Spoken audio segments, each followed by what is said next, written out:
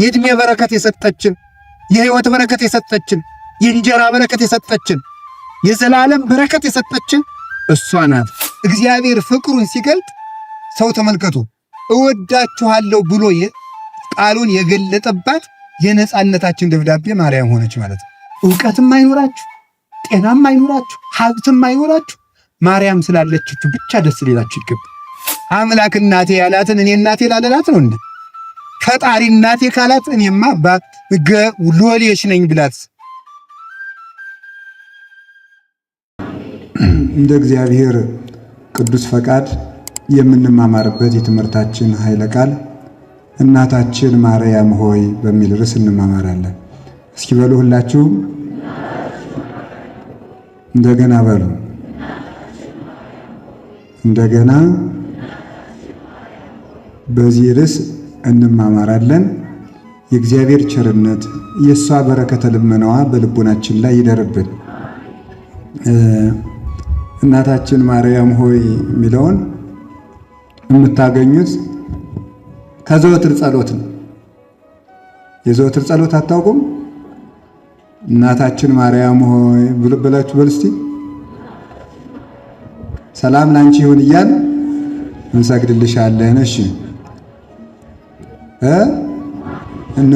እንማልድሻለን። እሺ ከአዳኝ አውሬ ታድኝን ዘንድ ተማጽነንብሻል። ስለ እናትሽ ስለ አባትሽ ድንግል እመቤታችን ማህበራችን ትባርክልን። ስለዚህ እናታችን ማርያም ሆይ አሁን በዚህ ትምህርት ስንማማር ከዚህ ትምህርት ፍጻሜ እንዲኖራችሁ የምፈልገው ነገር እመቤታችን ምናችሁ ናት ብትባሉ እናቴ እንድትሉ ነው። ሁላችሁ እስኪ እናቴ በሉ። እመቤታችን ምናችን ናት? አሁን የእሷን እናትነት ይዘን እንሄዳለን። የእናትነቷ በረከት ይደርብን። ማርያም የሚለው ቃል ሲነሳ ከእሷ ላይ ሲደርስ ማለት ነው። ብዙ ማርያሞች አሉ። ወደ 8 የሚሆኑ ማርያም ተብሎ የተጠሩ አሉ። የእሷን ማርያም የሚለውን ስም ስናነሳ የዓለም መፈጠር ጭምር ነው ትዝ የሚለን። ዓለም የተፈጠረው ማርያም ስለሚለው ስም ነው። ምክንያቱም ዓለምን ከመፍጠሩ በፊት እግዚአብሔር በልቡናው የዓለም ክፉ እንደሆነ ያውቀዋል። ጠማማ እንደሚሆን፣ በእግዚአብሔር ላይ እንደሚነሳ፣ ሕጉን እንደሚተላለፍ፣ ከሕይወት ይልቅ ሞትን፣ ከክብር ይልቅ ሐሳርን እንደሚመርጥ እግዚአብሔር አስቀድሞ በጌትነቱ ብርሃን ያውቀዋል። እንደ ክፋቱ መጠን ደግሞ የሰው ልጅ እንደተደረገለት መጠን በዚያው ልክ ማመስገን ሲገባው በረከትን የሚያክል በደል በድሏል።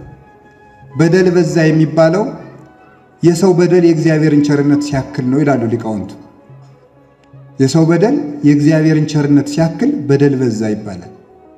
የእግዚአብሔርን ቸርነት ሊተካከል የደረሰ እግዚአብሔር ሰውን አምላክ ያደረገውን ያህል ሰው አምላክን ገልብጦ አምላክ መሆን ሲፈልግ የእግዚአብሔርን ቸርነት የሚያክል በደል ይባላል። በዚህ ዘመን ሩያነ ኮኑ ነው ያለ ባለቅኔ። በዘመነ ሳምኒት ዕለት ሰብ በአመፃ ወእግዚአብሔር በምሕረት። በመጨረሻው ዘመን በመጨረሻው ሰዓት ሰው በበደል እግዚአብሔር በቸርነት እኩል ሆኑ ብሎ ተናግሯል። ሰው በበደል እግዚአብሔር በቸርነት እኩል ሆኑ ማለት የሰው በደሉ የበደሉ ጽዋ የእግዚአብሔርን የቸርነቱን ባህር የሚያክል ሆኖ ፈሰሰ ማለት ነው። ያንን የሚያክል በደል እንደሚበድል የታወቀ የሰው ልጅ እንደ በደሉ ብዛት ቢሆን መፈጠር ባልተገባው ነበረ። የአዳም የበደሉ ተራራ ጎልቶ ሲታይ በተራራው ላይ ከፍ ብላ የምትታየው መርከብ ለእግዚአብሔር ትታይ ነበረ። የአዳም የውድቀቱ ገደል ዝቅ ብሎ ለእግዚአብሔር በታየበት በዚያው መስመር አዳም የሚመረኮዛት የሕይወት በትር ትታይ ነበረ። ያችም ቅድስት ድንግል ማርያም ናት። አዳም በኃጢአት እንደሚረክስና እንደሚተዳደፍ ከመዓዛ መለኮት ወጥቶ ፍጉግ በሆነ በአጋንንት ክርፋት እንደሚታይ እንደሚያዝ ለእግዚአብሔር በታየበት በዚያው ዓይን ሕይወቱ የሚጣፍጥባት የሽቱ ሙዳይ መዓዛ መለኮትን የወለደች እመቤታችን የፈውስ ሙዳይ ለእግዚአብሔር ትታይ ነበር። አዳም የብርሃን ልብሱን ከነሚስቱ ተገፎ በግራ አጋንንት እንደሚጠቀጠቅ በታየበት በዚያው ዓይን ከድንግል ማርያም የብርሃን ልብስ እንደሚሸመንና ያንን ልብስም ዓለም መልሶ ለብሶ እንደሚነሳ የሸማኔቱ ጉድጓድ ስራን ከነሰሪው አንድ አድርጋ የምትይዝ እውነተኛይቱ የሸማኔ ጉድጓድ የልብሳችን ቤት የርቃናችን ክዳን እሷ እንደምትሆን በእግዚአብሔር ዓይን አስቀድማ ትታይ ነበር። ዓለም ከመፈጠሩ በፊት ያልታየ ፍጥረት የለም። እንኳንስ ሌላው ሰይጣንም ቢሆን ታይቷል። ሰይጣን ጠማማነቱ ሲታይ ማርያም ቅንነቷ ይታይ ነበረ። ፍጥረቱ እንስሳት አራዊቱ ታይቷል። ሲታይ ግን ዓለም ከነጥፋቱ ሲታይ እመቤታችን ከነቅድስናዋ ትታይ ነበር እና እግዚአብሔር ዓለም ከመፈጠሩ በፊት ዓይኑ ያረፈባት መሬት እመቤታችን ነበረች። ዓለም እመቤታችን ለማመስገን ተፈጠረ የተባለበት ምክንያት እሱ ነው። ስንፈጠር እንደምንበድል ካወቀ እግዚአብሔር ስንበድል የሚያነሳን ደግሞ ከድንግል ማርያም ሰው ሆኖ መሆኑን እግዚአብሔር ካወቀ ዓለም የተፈጠረው ማርያም ስላለች ነው ማለት ነው። እሷ እንድትኖር ስላሰበ እግዚአብሔር ዓለምን ፈጠረው። እንኳንስ ለመኖራችን ለመፈጠራችን ምክንያት ማርያም ናት። በእሷ እንደማያነሳን ባያውቅ ኑሮ ወይም ደግሞ በእሷ እንደምንነሳ ባንሆን ኑሮ ጠፍተን ለመቅረት እግዚአብሔር ባልፈጠረን ነበር።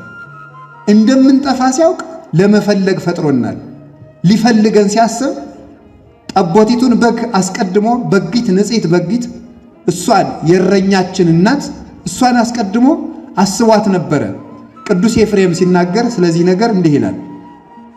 የበጎች እረኛ ከላይ ከሰማይ ወረደ፣ ንጽሕት በጊት ከምትሆን ከበጎች ልጅም በጆሮዋ ገብቶ በማኅፀኗ አደረ። እረኛው እየተናገረ መጣና ከሷ ማኅፀን ሲደርስ ዝም አለ። መሥዋዕት ሆኖም በደሙ አነጻቸው፣ ረሃባቸውንም ሥጋውን ፈትቶ አዳናቸው ብሎ ይነገራል። 30 ብር ተሸጠና ያ ንጹሕ በግ የበግ ፀጉሩ ተሸልቶ እንደሚለበስ ከሷ የተገኘው ኢየሱስ ክርስቶስ በጥምቀት ለበስ ነው። በግን እንዲበሉት እንዲጠጡት ሥጋውን በላን ደሙን ጠጣን። ተሽጦ ዕዳ እንደሚከፍል 30 ብር ተሸጠና የ5000 ዘመን ዕዳችን ከፈለልን። ስለዚህ እመቤታችን ለመፈጠራችን ምክንያት የሆነች ናት። ማርያም የሚለው ስም ሲነሳ ሰው እንደሆነ ያደረግሽኝ እግዚአብሔር አንቺን አይቶ እንዲፈጥረኝ ምክንያት የሆንሽም ምክንያተ ፍጥረት ብለን እመቤታችንን እናስባታለን። ማርያም ስትነሳ የነቢያት የመኖራቸው ምስጢር ያለመቀሰፋቸው ምክንያት ከመከራ የማለፋቸው ምክንያት ወላዲት አምላክ ነበረች። የሚደንቀው ነገር ቅዱስ ሰሎሞን መኃልየ ዘሰሎሞን ላይ ሲናገር ታይተፍት ጽላሎቱ ፈተውኩ ወነበርኩ ይላል። ከመኮል ውስተ ጸው ገዳም ከማሁ ወልድ ሆይ በማይከል አሃው በጫካ መካከል ብቻዋን አፍርታ እንደምትገኝ እንኮይ ልጅ ወንድሜ እንደዚያ ነው ይላል። ከጥላውም እየሳሳው ተጠጋው ይላል። ከጥላው እየሳሳው ተጠጋው ይላል። ይሄ ዛፍ የበረሃ እንኮይ የተባለች እመቤታችን ናት። ዛፍ ፍሬ በሌለበት ጫካ መሃል ብቻዋን ያፈራች እንኮይ የተባለች ድንቁርናና እርግማን በበዛበት ምድር ላይ የሕይወት ፍሬን ብቻዋን ይዛ የተገኘችው እንኮይ እርሷ ናት። ከጥላዋ ተጠጋው የተባለ ጥላ አካል ከቆመበት አልፎ ሌሎችን እንደሚያስጠጋ እመቤታችን ሰው ሁና በአካል ከተገለጠችበት ዘመን አካሏ ቀውም ሆኖ ከተገኘበት ከዘመነ ሐዲስ ቀድማ የብሉይ ኪዳንን ሰዎች በቃል ኪዳኗ በረከትና ጥላ አስቀድማ ከመከራ ተጠብቃቸው ነበረ። ያ ጽላሎት ይባላል። ኖህ ከጥፋቱ ውሃ የዳነባት መርከብ የድንግል ማርያም ጥላ ነበረች። አብርሃም እግዚአብሔርን ያየባት ዛፍ የድንግል ማርያም ጥላዋ ነበረች። ሙሴ ባህር የከፈለባት በትር የድንግል ማርያም የረዴቷ ጥላ ነበረ። ያች ጥላ ናት። በብሉይ ኪዳን የተገኙ በረከቶች ህብስት የወረደበት ደመና የእመቤታችን ጥላ ነው። እስራኤልን ይመራ የነበረው ደመና የእመቤታችን ጥላ ነው። ውሃ ከጭንጫ የፈለቀባት አለት የእሷ ጥላ ነበረች። አስቀድማ በመከራ ተጠብቃቸው ነበረ። ዳዊትን ሜልኮል ሲዘምር በመናቋ የተፈረደባት ስለምንድን ነው ቢባል የእመቤታችን አባት ነውና። አብርሃም ከኮሎዶ ጎሞር የወጣው በእመቤታችን ምክንያት ነው። ያዕቆብ ከወንድሙ እጅ በሮ ያመለጠው የእሱ አባት ነውና ጥላዋ ገና 2000-3000 ዓመትን እያለፈ ሰው ከዚህ ላይ ቆሞ ጥላው እዚያ ወዲያ ዛፍ እዚህ ቆሞ ጥላው ወዲያ ሂዶ ሰዎችን እንደሚያስጠጋ ማርያም ከ5500 ዘመን በኋላ ቆማ ቀድማ አዳምን በተስፋዋ ጥላ አስጠግታው ነበረ። ምርኩዙናው እየተጽናና ወደ ሲኦል የወረደውም እሷን እያየ ነበረ። እሷ በእውነት ፀሐይን የጠበቁባት የአባቶቻችን ፀሐይን እናይባታለን ያሏት የሕይወታቸው ማለዳ ነበረች። አይኢቲ ዛቲ እንተ ትሄውፅ ከመጎህ ብሪት ከመፀሐይ እንተ ትትሄወፅ ይላሉ። ይቺ እንደ ማለዳ ብርሃን የምትጎበኝ እንደ ፀሐይ የሞቀች እንደ ጨረቃ የደመቀች እንደ ፀሐይ የሞቀች ይላታል። በሀብተ መንፈስ ቅዱስ ሁከተ መንፈስ ቅዱስ የማይለያት የመንፈስ ቅዱስ ሁከት እና ጸጋ የማይለያት እንደ ጨረቃ የደመቀች እንደ ከዋክብት ያበራች ማለት ጸሬተ ሕሊና ጸሬተ ነፍስ ጸሬተ ሥጋ የተሰጣት በውስጥ ፋፋ በነፍስ በሥጋ በቅድስና የተሸለመች የመንፈስ ቅዱስ ሰርገኛ የመንፈስ ቅዱስ ሙሽራ እንጂ የሥጋ ሙሽራ ያይደለች።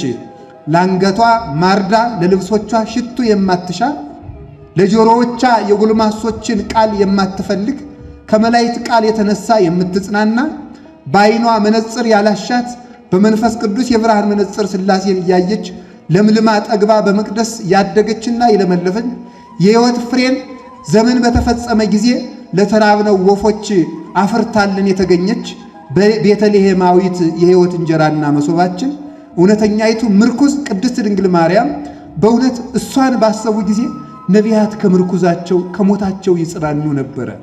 ስለዚህ ነበር ቅዱስ ዳዊት መኑ እሙሃበኒ ክንፈ ከመርግብ እስርር ዋይርፍ ወመጻኒ ድንጋጤ ሞት ፍርሃት ወረአድ አሐዘኒ የሞት ድንጋጤ መታብኝ ፍርሃትና እንቅጥቅጥም ያዘኝ ከሞት በርሬ የማመልጥበት እንደ ርግብ ያለ ክንፍ ማን በሰጠኝ ይል ነበረ ቅዱስ ዳዊት። ሞትን የማመልጥበት የርግብ ክንፍ ማን በሰጠኝ አለ። እውነት ግን ሞት ርግብ ሞትን የምታመልጥበት ክንፍ አለት? የላትም። ግን ትዝ ይላችሁ እንደሆነ በኖህ ዘመን ሙታን በተበረበረቡበት ባህር ውስጥ ብቻዋን በሙታን መንደር የምትበር ባለ 2 ክንፍ ርግብ ነበረች። ሙታን በበዙበት ባህር ሬሳ ብቻ በተሸከመችበት ባህር የሙታንን አጽም ብቻ በተሸከመችበት መንደር አንዲት የወይራ ዝንጣፊ ይዛ ለመምጣት የምትበር አንዲት ርግብ ነበረች።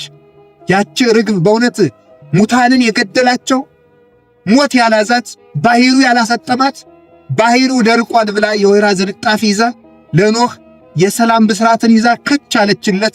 ከመርከብ ውጣ ብላ ደስታን በጆሮው የሰበከችለት አንዲት ርግብ ነበረች። ያቺ ዓለም በሞት ባህር ውስጥ በሰጠመበት የመርገም ጥላ እስከ ነፍስና ሥጋውን ባሰጠመበት ሰው በክደት ጨለማ በሞት ጥላ በነበረበት በግራጋንንት በተጠቀጠቀበት ዘመን መርገም ያላረፈባት የተባረከች ምድር አክናፈ ድንግልናዋ ያልተሰበረባት በንጽሐ ሥጋና በንጽሐ ነፍስ ክንፍ እየበረረች ዘንዶውን ያመለጠችው ፀሐይን የለበሰችው ሙሽራ ከዋክብት ከራሷ ላይ ያሉላት ጨረቃን የተጫማችው ንግሥት እናታችን ቅድስት ድንግል ማርያም ነበረች። ስለዚህ የርግብን ክንፍ ማን በሰጠኝ ሞትን ማመልጥበት ያለው የእናቴን የድንግል ማርያምን ክንፍ ማን በሰጠኝና እሷ መቼ በመጣችና ንጽሐ ሥጋና ነፍስ ማን በሰጠኝና ቶሎ መቼ እሷ ተወልዳልኝ እሷን አግኝቼ ከሞት ባመለጥኩ እያለ ነበረ። ርግብ እባቡን የምታመልጠው በክንፎቿ ነው። እኛም ሞትን ያመለጥነው በድንግል ማርያም ክንፍ ነው። እሷን የፈጠረልን እግዚአብሔር የተመሰገነ ይሁን። ስለዚህ ነቢያት ምርኩዛቸው ነበረች። ማናት ያቺ እንደ ማለዳ ብርሃን የምትጎበኝ? ማለዳን የማይነፈቀው ሰው የለው። የራበው ሰው ሲነጋ የምጠግብ ይመስለዋል።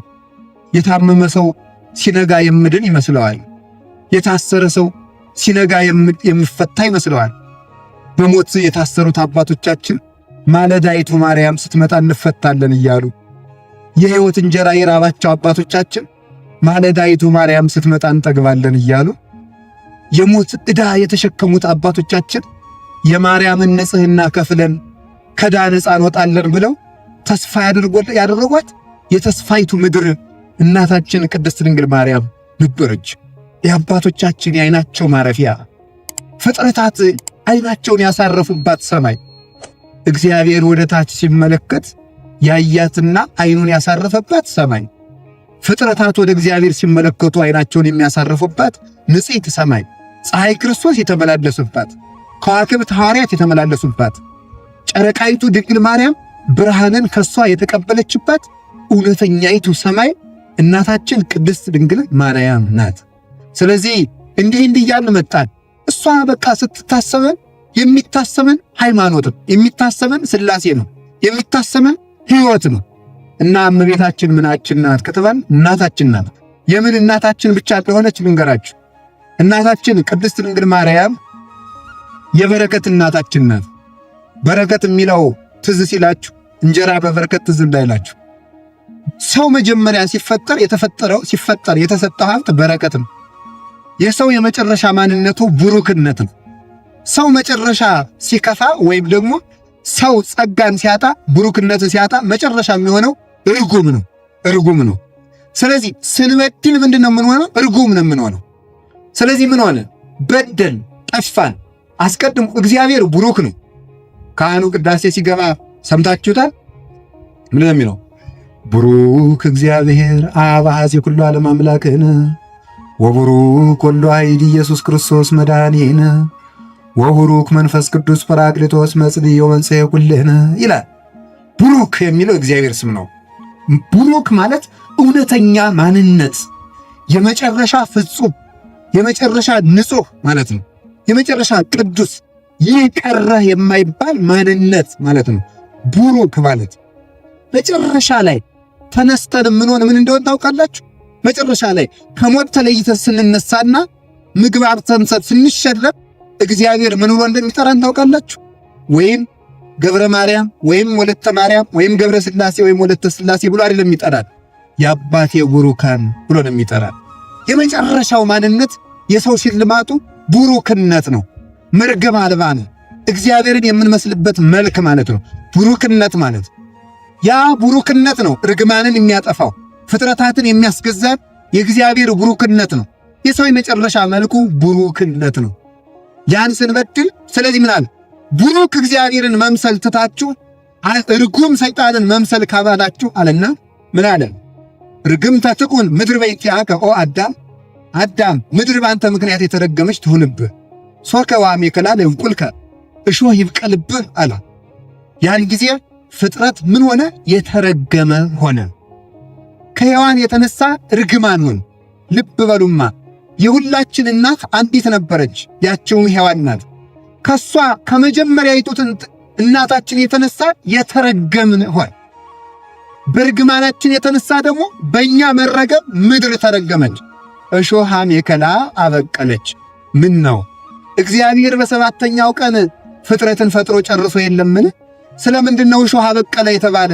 ፈጥሮ ከጨረሰ በኋላ ስንበድል ደግሞ እሾህ ይፈጥራል እንዴ ቢሉ አይደለም። ሰው ደና ሰውነት ነበረው።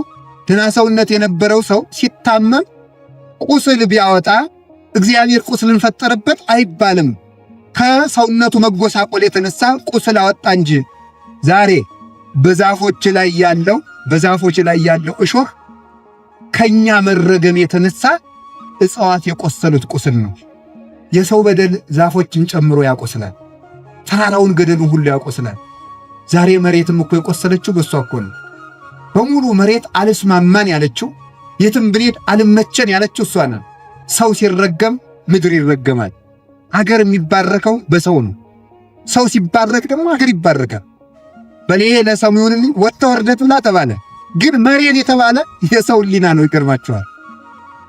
መሬት የተረገመ ይሁን የተባለ ሕሊና ይረገም። እሾህ ይብቀልብህ የተባለ በሽታና ኃጢአት ነው። በሽታ ይብቀልብህ። ዛሬ የሁላችሁ በሽታን ያበቀልነው በኃጢአታችን ምክንያት ነው።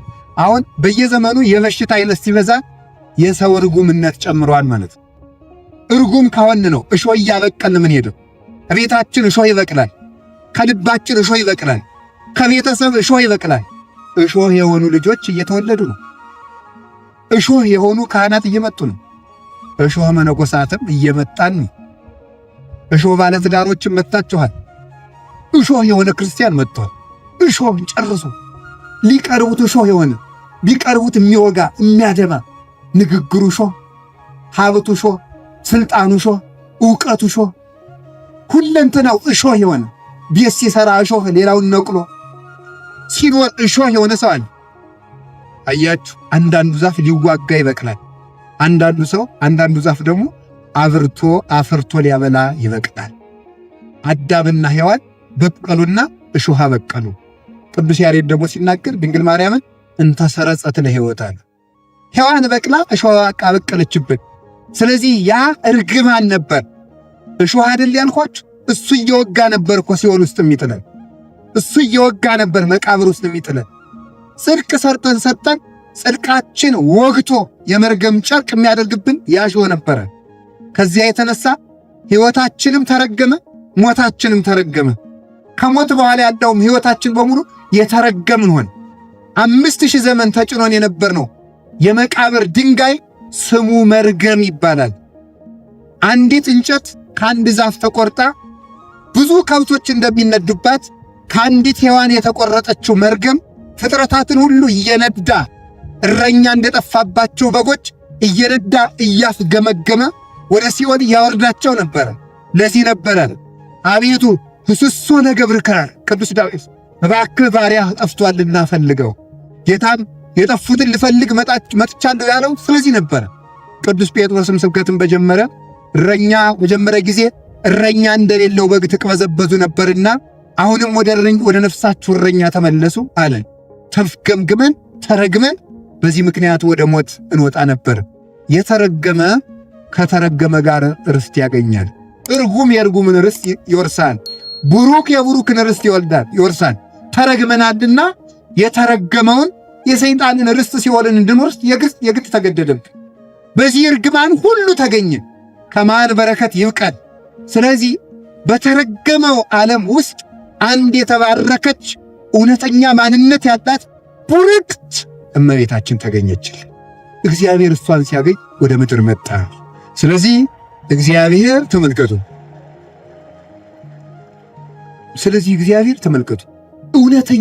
እውነተኛ በረከትን ለመስጠት ሲመጣ ሰው ለመሆን ሰው ፈልጎ ነበር። ድንግል ማርያም ማለት ተመልከቱ፣ ሰውን ሁሉ ወክላ በእግዚአብሔር ፊት የተገኘች የሰው ሁሉ ውክልና የወሰደች የሰው ዘር ናት። የሰው ዘር እንደው ኢሳይያስ ሲናገር ብፁዕ ዘቦ ዘር በጽዮን ይላል። በጽዮን ዘር ያለው ሰው ብፁዕ ነው ይላል። እስኪ ወልውላችሁ በጽዮን ምን ያለው ሰው በሉ እንጂ አይዟችሁ። በጽዮን ዘር ያለው ሰው ምን ያለ ነው? ብፁዕ ነው። ነቢዩ ኢሳይያስ ነው የተናገረው። በጽዮን ዘር ያለው ሰው ብፁዕ ነው። ከጽዮን ከድንግል ማርያም ዘር ክርስቶስ የተወለደለት ሰው እሱ ብፁዕ ነው። ከዚያ ከማይጠፋው ዘር ሕያዋን ሆነን እንወለድ ዘንድ ዳግሚት ሔዋን እመቤታችን መጣችልን። ስለዚህ መጀመሪያይቱ እናታችን ያሳረፈችብንን መርገም እውነተኛይቱ የተባረከችው መሬት እሷ ተገኘችና ቡሩክ መድኃኔዓለም ከሷ መጥቶ በማኅፀኗ እንዲያድር ሆነች። ቅዱስ ገብርኤል ስለዚህ መጥቶ ምን አለ? ተፈሥሒ ፍሥሕት ቡርክት አንቲ እማንስት፣ ከሴቶች ተለይተሽ አንቺ የተባረክሽ ነሽ፣ የተረገምሽ ነሽ ተብላ ሔዋን የሰማችውን መርገም የተባረክሽ ነሽ የተባለችውን እመቤታችን ነቅላ ጣለችላት። ስለዚህ ምን ተባለች? ተፈሥሒ ኦግዝእቴ ቅድስት ድንግል እንተ ብኪ ተበትከ ማይሰራ ሔዋን ማይመሚ፣ የሔዋን የሚጎዳ ማሰሪያዋ በአንቺ የተቆረጠላት እመቤቴ ማርያም ሆይ ደስ ይበልሽ። በሉ እስቲ የሔዋን የሚጎዳ ማሰሪያዋ በአንቺ የተቆረጠላት እመቤቴ ማርያም ሆይ ደስ ይበልሽ። አሁንም ደስ ይበላት እመቤታችን፣ ያንን እርግማን አስቀረችልን። ስለዚህ ምን ሆነ መሰላችሁ? አሁን ያ እርግማኑ ስንራገም ምን በቀለብን አልኳችሁ? እሾህ ያንን እሾህ ለማብቀል እግዚአብሔር የተባረከችው ምድር እመቤታችን አገኘና ከሷ ተወለደና የተባረከ ሥጋ ለበሰና ያንን እሾሃችን በዕለተ ዓርብ አስጎንጉኖ ከራሱ ላይ ደፋው። ያንን እሾህ ከራሱ ላይ ሲደፋው የኛ የዘመናችን እሾህ በሙሉ ተነቀለልን። ጌታ በዕለተ ዓርብ የእሾህ ጉንጉን ሲለብስ የኛን እሾህ ነበር ተሸክሞ የዋለው። ያ እሾሃችን ነበር የረገፈልን። የሕይወታችን ራስ እሾህን ከራሱ ላይ ለብሶ የኛን እሾህ ከሕይወታችን ነቅሎ ጣለልን። መቃብር ላይ እየወጋ ያወረደልን፣ ወደ መቃብር ያስገመገመንን እሾህ ይነቀል ዘንድ የበረከት ምድራችን እሷ ነበረች። የዕድሜ በረከት የሰጠችን፣ የሕይወት በረከት የሰጠችን፣ የእንጀራ በረከት የሰጠችን፣ የዘላለም በረከት የሰጠችን እሷ ናት። ስለዚህ እመቤታችን የበረከት ምድራችን ነበረች። ቡርክት አንቲ እማንስት የምለው ቃል ቀላል እንዳይመስላቸው በረከት እንዲህ አለ ቅዱስ ጳውሎስ። ስለዚህም እንዲህ ብለን ለመዘመር በቃ ይትባረክ እግዚአብሔር አቡሁ እግዚእነ ወመድኃኒነ ኢየሱስ ክርስቶስ ዘባረከነ በኩሉ በረከት መንፈሳዊ በመንፈስ ቅዱስ ዘበሰማያት በኢየሱስ ክርስቶስ እግዚእነ ብሎ ይናገራል። በጌታችን በኢየሱስ ክርስቶስ በሰማያዊ በረከት በመንፈስ ቅዱስ በመንፈሳዊት በረከት የባረከን የጌታችን የመድኃኒታችን የኢየሱስ ክርስቶስ አባቱ እግዚአብሔር ይመስገን ይላል ቅዱስ ጳውሎስ ኤፌሶን ምዕራፍ 1 ቁጥር 3 ላይ። በመንፈሳዊ በረከት የባረከን እግዚአብሔር ይመስገን። ይህንን አባቶቻችን ሲተረጉሙ መንፈሳዊ በረከት አለ መንፈሳዊ በረከት አለ ከሥጋዊ በረከት ሲለይ የሥጋዊ በረከት አውጽሖሙ በኩሉ ሰርጎ ወርቅ ወብሩር የሚል ነበረ። የማልማል ከዚያ ሲለይ የበረከት መንፈሳዊት አለው። አውጽሖሙ በኩሉ ሰርጎ ወርቅ ወብሩር። እስራኤል ከግብፅ ባርነት ሲወጡ ምን አድርገው እንደወጡ ታውቃላችሁ? ወርቅ ሰርቀው ነው የወጡት። ወርቅ ሰርቀው እግዚአብሔር ምን አደረገ?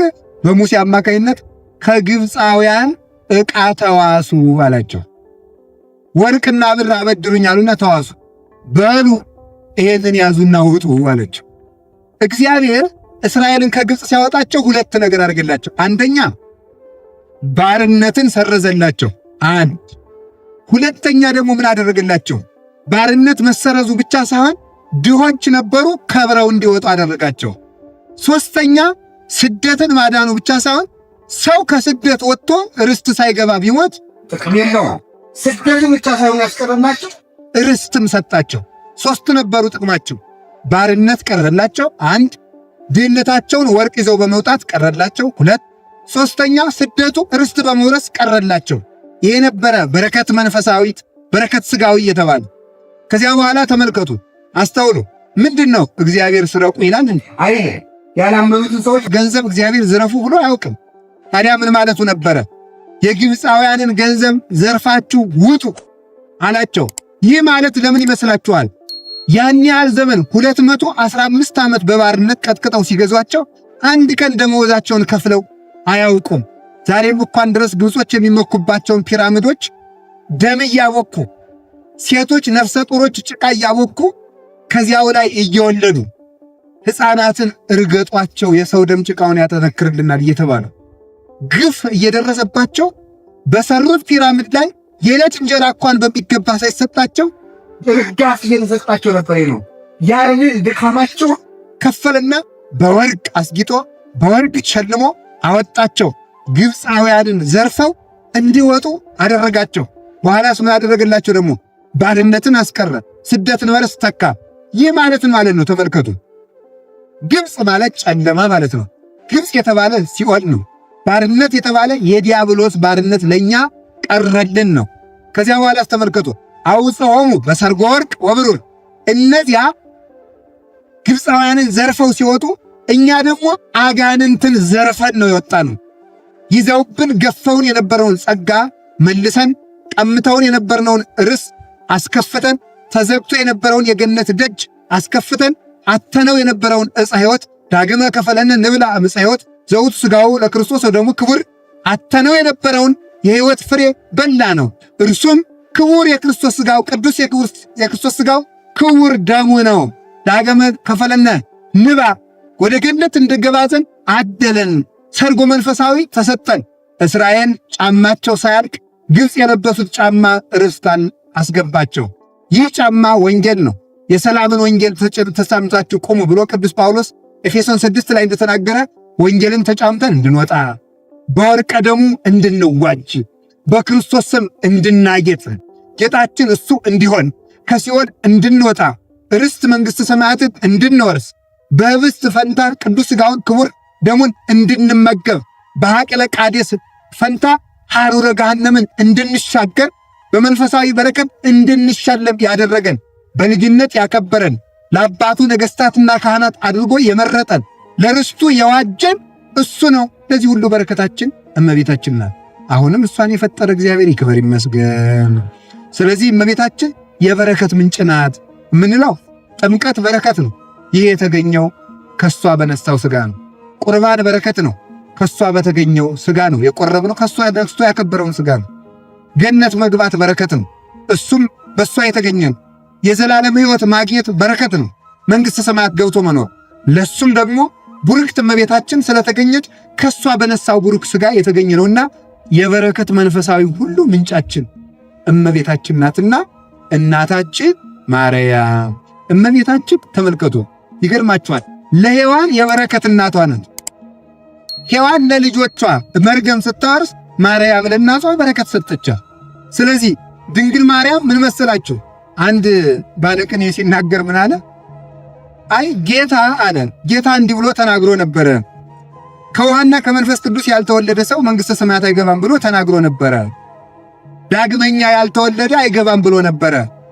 ስለዚህ አለ ዳግመኛ የተወለደ አይገባም እንዳለ ልክ እንደ ጥምቀቱ ሔዋንም ማርያም መልሳ በበረከት ካልወለደቻት አትድንም ነበርና ማርያም እናቷን ሔዋንን እንደገና በበረከት ወለደቻት። ስለዚህ አብርሃም፣ ይስሐቅ፣ ያዕቆብ የድንግል ማርያም አባቶች ሲሆኑ ድንግል ማርያም ግን አብርሃም፣ ይስሐቅ፣ ያዕቆብን መልሳ በበረከት ወለደቻቸው። እንዴት ትሉኝ እንደሆነ አብርሃም እያለቀሰለት የሞተለትን ርስት ሳያገኝ ነው የሞተው።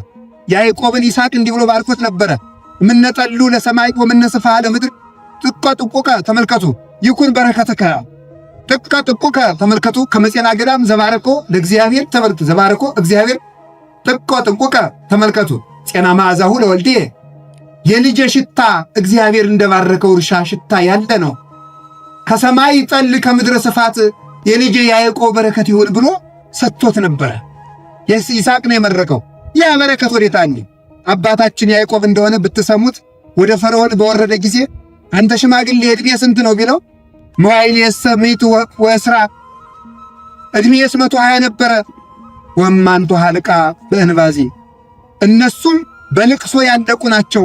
ወእኩያተ ኮናኒ እነዚህ ዕድሜዎችም ክፉ ሆኖብኝ በንባና በልቅሶ በስደት ጨረስኳቸው አለ። ታዲያ እንደዚህ ከሆነ የእግዚአብሔር ቃሉ አይታጠፍምና እግዚአብሔር ለያዕቆብ የገባለት በረከት የተገኘ ትሉኝ እንደሆነ የያዕቆብ ውበቱ የተባለችው እናታችን ቅድስት ድንግል ማርያም ናት።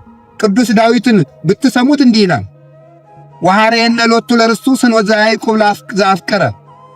ወሐሬነ ሎቱ ለርስቱ ስኖ ለያዕቆብ ዘአፍቀረ። የያዕቆብን ውበት የወደደ እግዚአብሔር ለርስቱ መረጠን ይላል። ቅዱስ ዳዊትን ሌላ ጊዜ ብትጠይቁት ነግዶ ፈላሲ አነ ከመ ኩሉ አበውየ ይላል። እንደ ሌሎቹ አባቶቼ ሁሉ ስደተኛ ነኝ ይላል። ስደተኛ ነኝ ካለ በኋላ የያዕቆብን ውበት የወደደ ለርስቱ መረጠን አለ። ያቺ የያዕቆብ ውበት ምንድናት ብለን ደግሞ ቅዱስ ያሬድን የጠየቅነው እንደሆነ ወስኑሰ ለያዕቆብ ይእቲ ሥጋ እንተነሳ መድን። ያቺ የያዕቆብ ውበቱ ለርስት ያስመረጠችን አለ።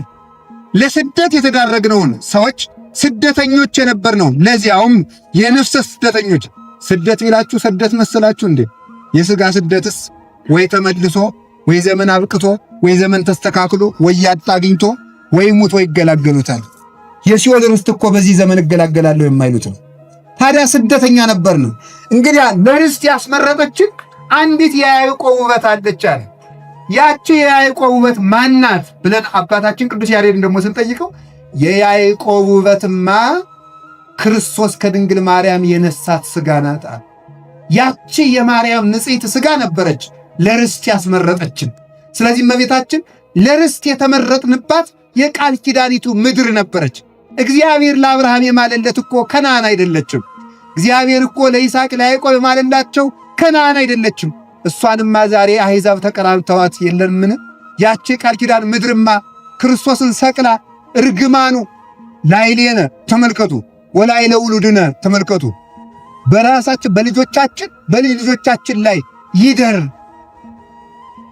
ብለው አይሁድ ተናግረዋል። መርገሙ በላያችን ላይ ይደር ብለው ራሳቸውን ረግመዋል።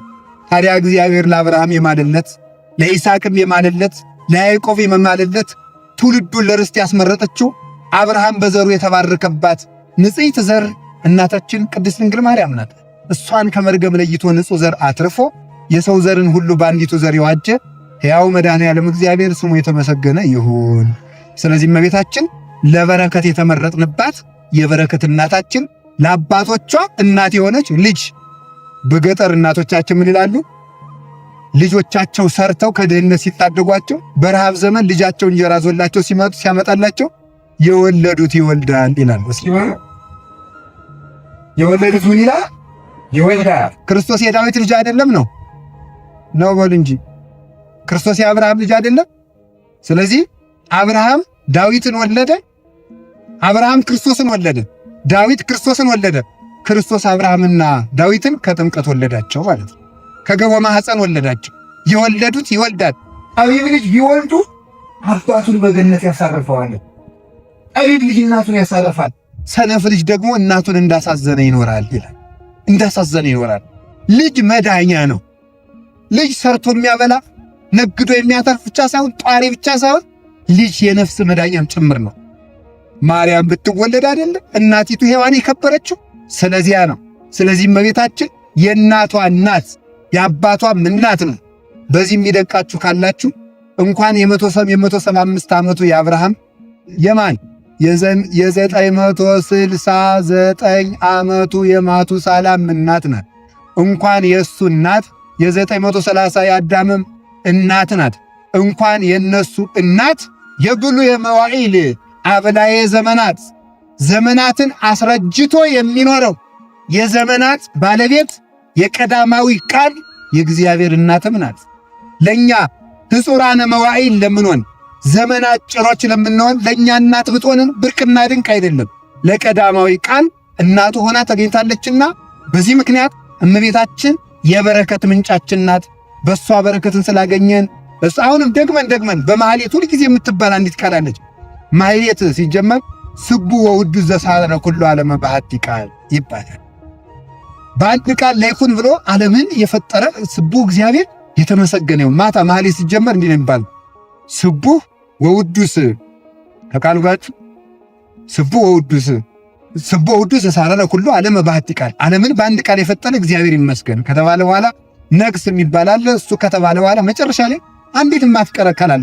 ነግሱ ይለዋወጣል። እንደ በዓሉ እንደ አርኬ ነው፣ እንደ ግጥም አይነት ሆኖ ቅዱሳን የሚመሰገኑበት ነው። መላእክት፣ ነቢያት፣ ሐዋርያት። መሀል ላይ የዕለቱ መልክ ከመጀመሩ በፊት ነግሱ እንደየበዓሉ ይለዋወጣል። አንዲት ግን ሁልጊዜ የማትለወጥ ቃል አለች። ዘመንክር ጣዕሙ ትባላለች። ሊቃውንቱ በጣም ነው የሚወዷት። ዘመንክር ጣዕሙ ሰላም ለዝክረ ስምኪ ዘመንክር ጣዕሙ ለወልድኪ አምሳለ ደሙ መሰረተ ሕይወት ማርያም ወጥንተ መድኃኒት ዘምቀድሙ ኪያይቲ ሰናይተ ዘፈጠረ ለቤዛ ዓለሙ እግዚአብሔር ይትባረክ ወይትሃጎት ስሙ ይባላል ማለት ነው። ሰላም ዝክረ ስምኪ ዘመንክር ጣዕሙ ለወልድኪ አምሳለ ደሙ። እንደ ልጅሽ ደም ለሚጣፍጠው እንደ ልጅሽ ደም ሲጠራ እኮ ነው ማርያም ሲል ነው እንዲሁ ዝም ብሎ የሚጣፍጠው ማለት። ግን ይሄ ለማን ይጣፍጣል? ይሄን ጣዕም የሚያውቅ ልብ ይስጠን በእውነቱ ማለት ነው። ይሄ በእንዲህ ያለ ምላስ የሚቀመስ በሚቅለበለብ ምላስ የሚቀመስ ጣዕም አይደል። የማርያም ስም ለእግዚአብሔር የጣፈጠ ስም ነው በእውነት ማለት ነው። ለእግዚአብሔር የጣፈጠው ስም ፍቅረ መኑ ተመልከቱ። አሁን እንደው አባ ጽጌ ድንግል ለመሆኑ እግዚአብሔርን ያወረደው ውበት ማን ነው የሚለው እና ማርያም የሚለው ስም እንደ ልጅሽ ደም ለሚጣፍጠው ለወልድኪ አምሳለ ደሙ ስምሽ ምስጋና ይገባል። መሰረተ ሕይወት ማርያም ወጥንተ መድኃኒት ዘምቀድሙ።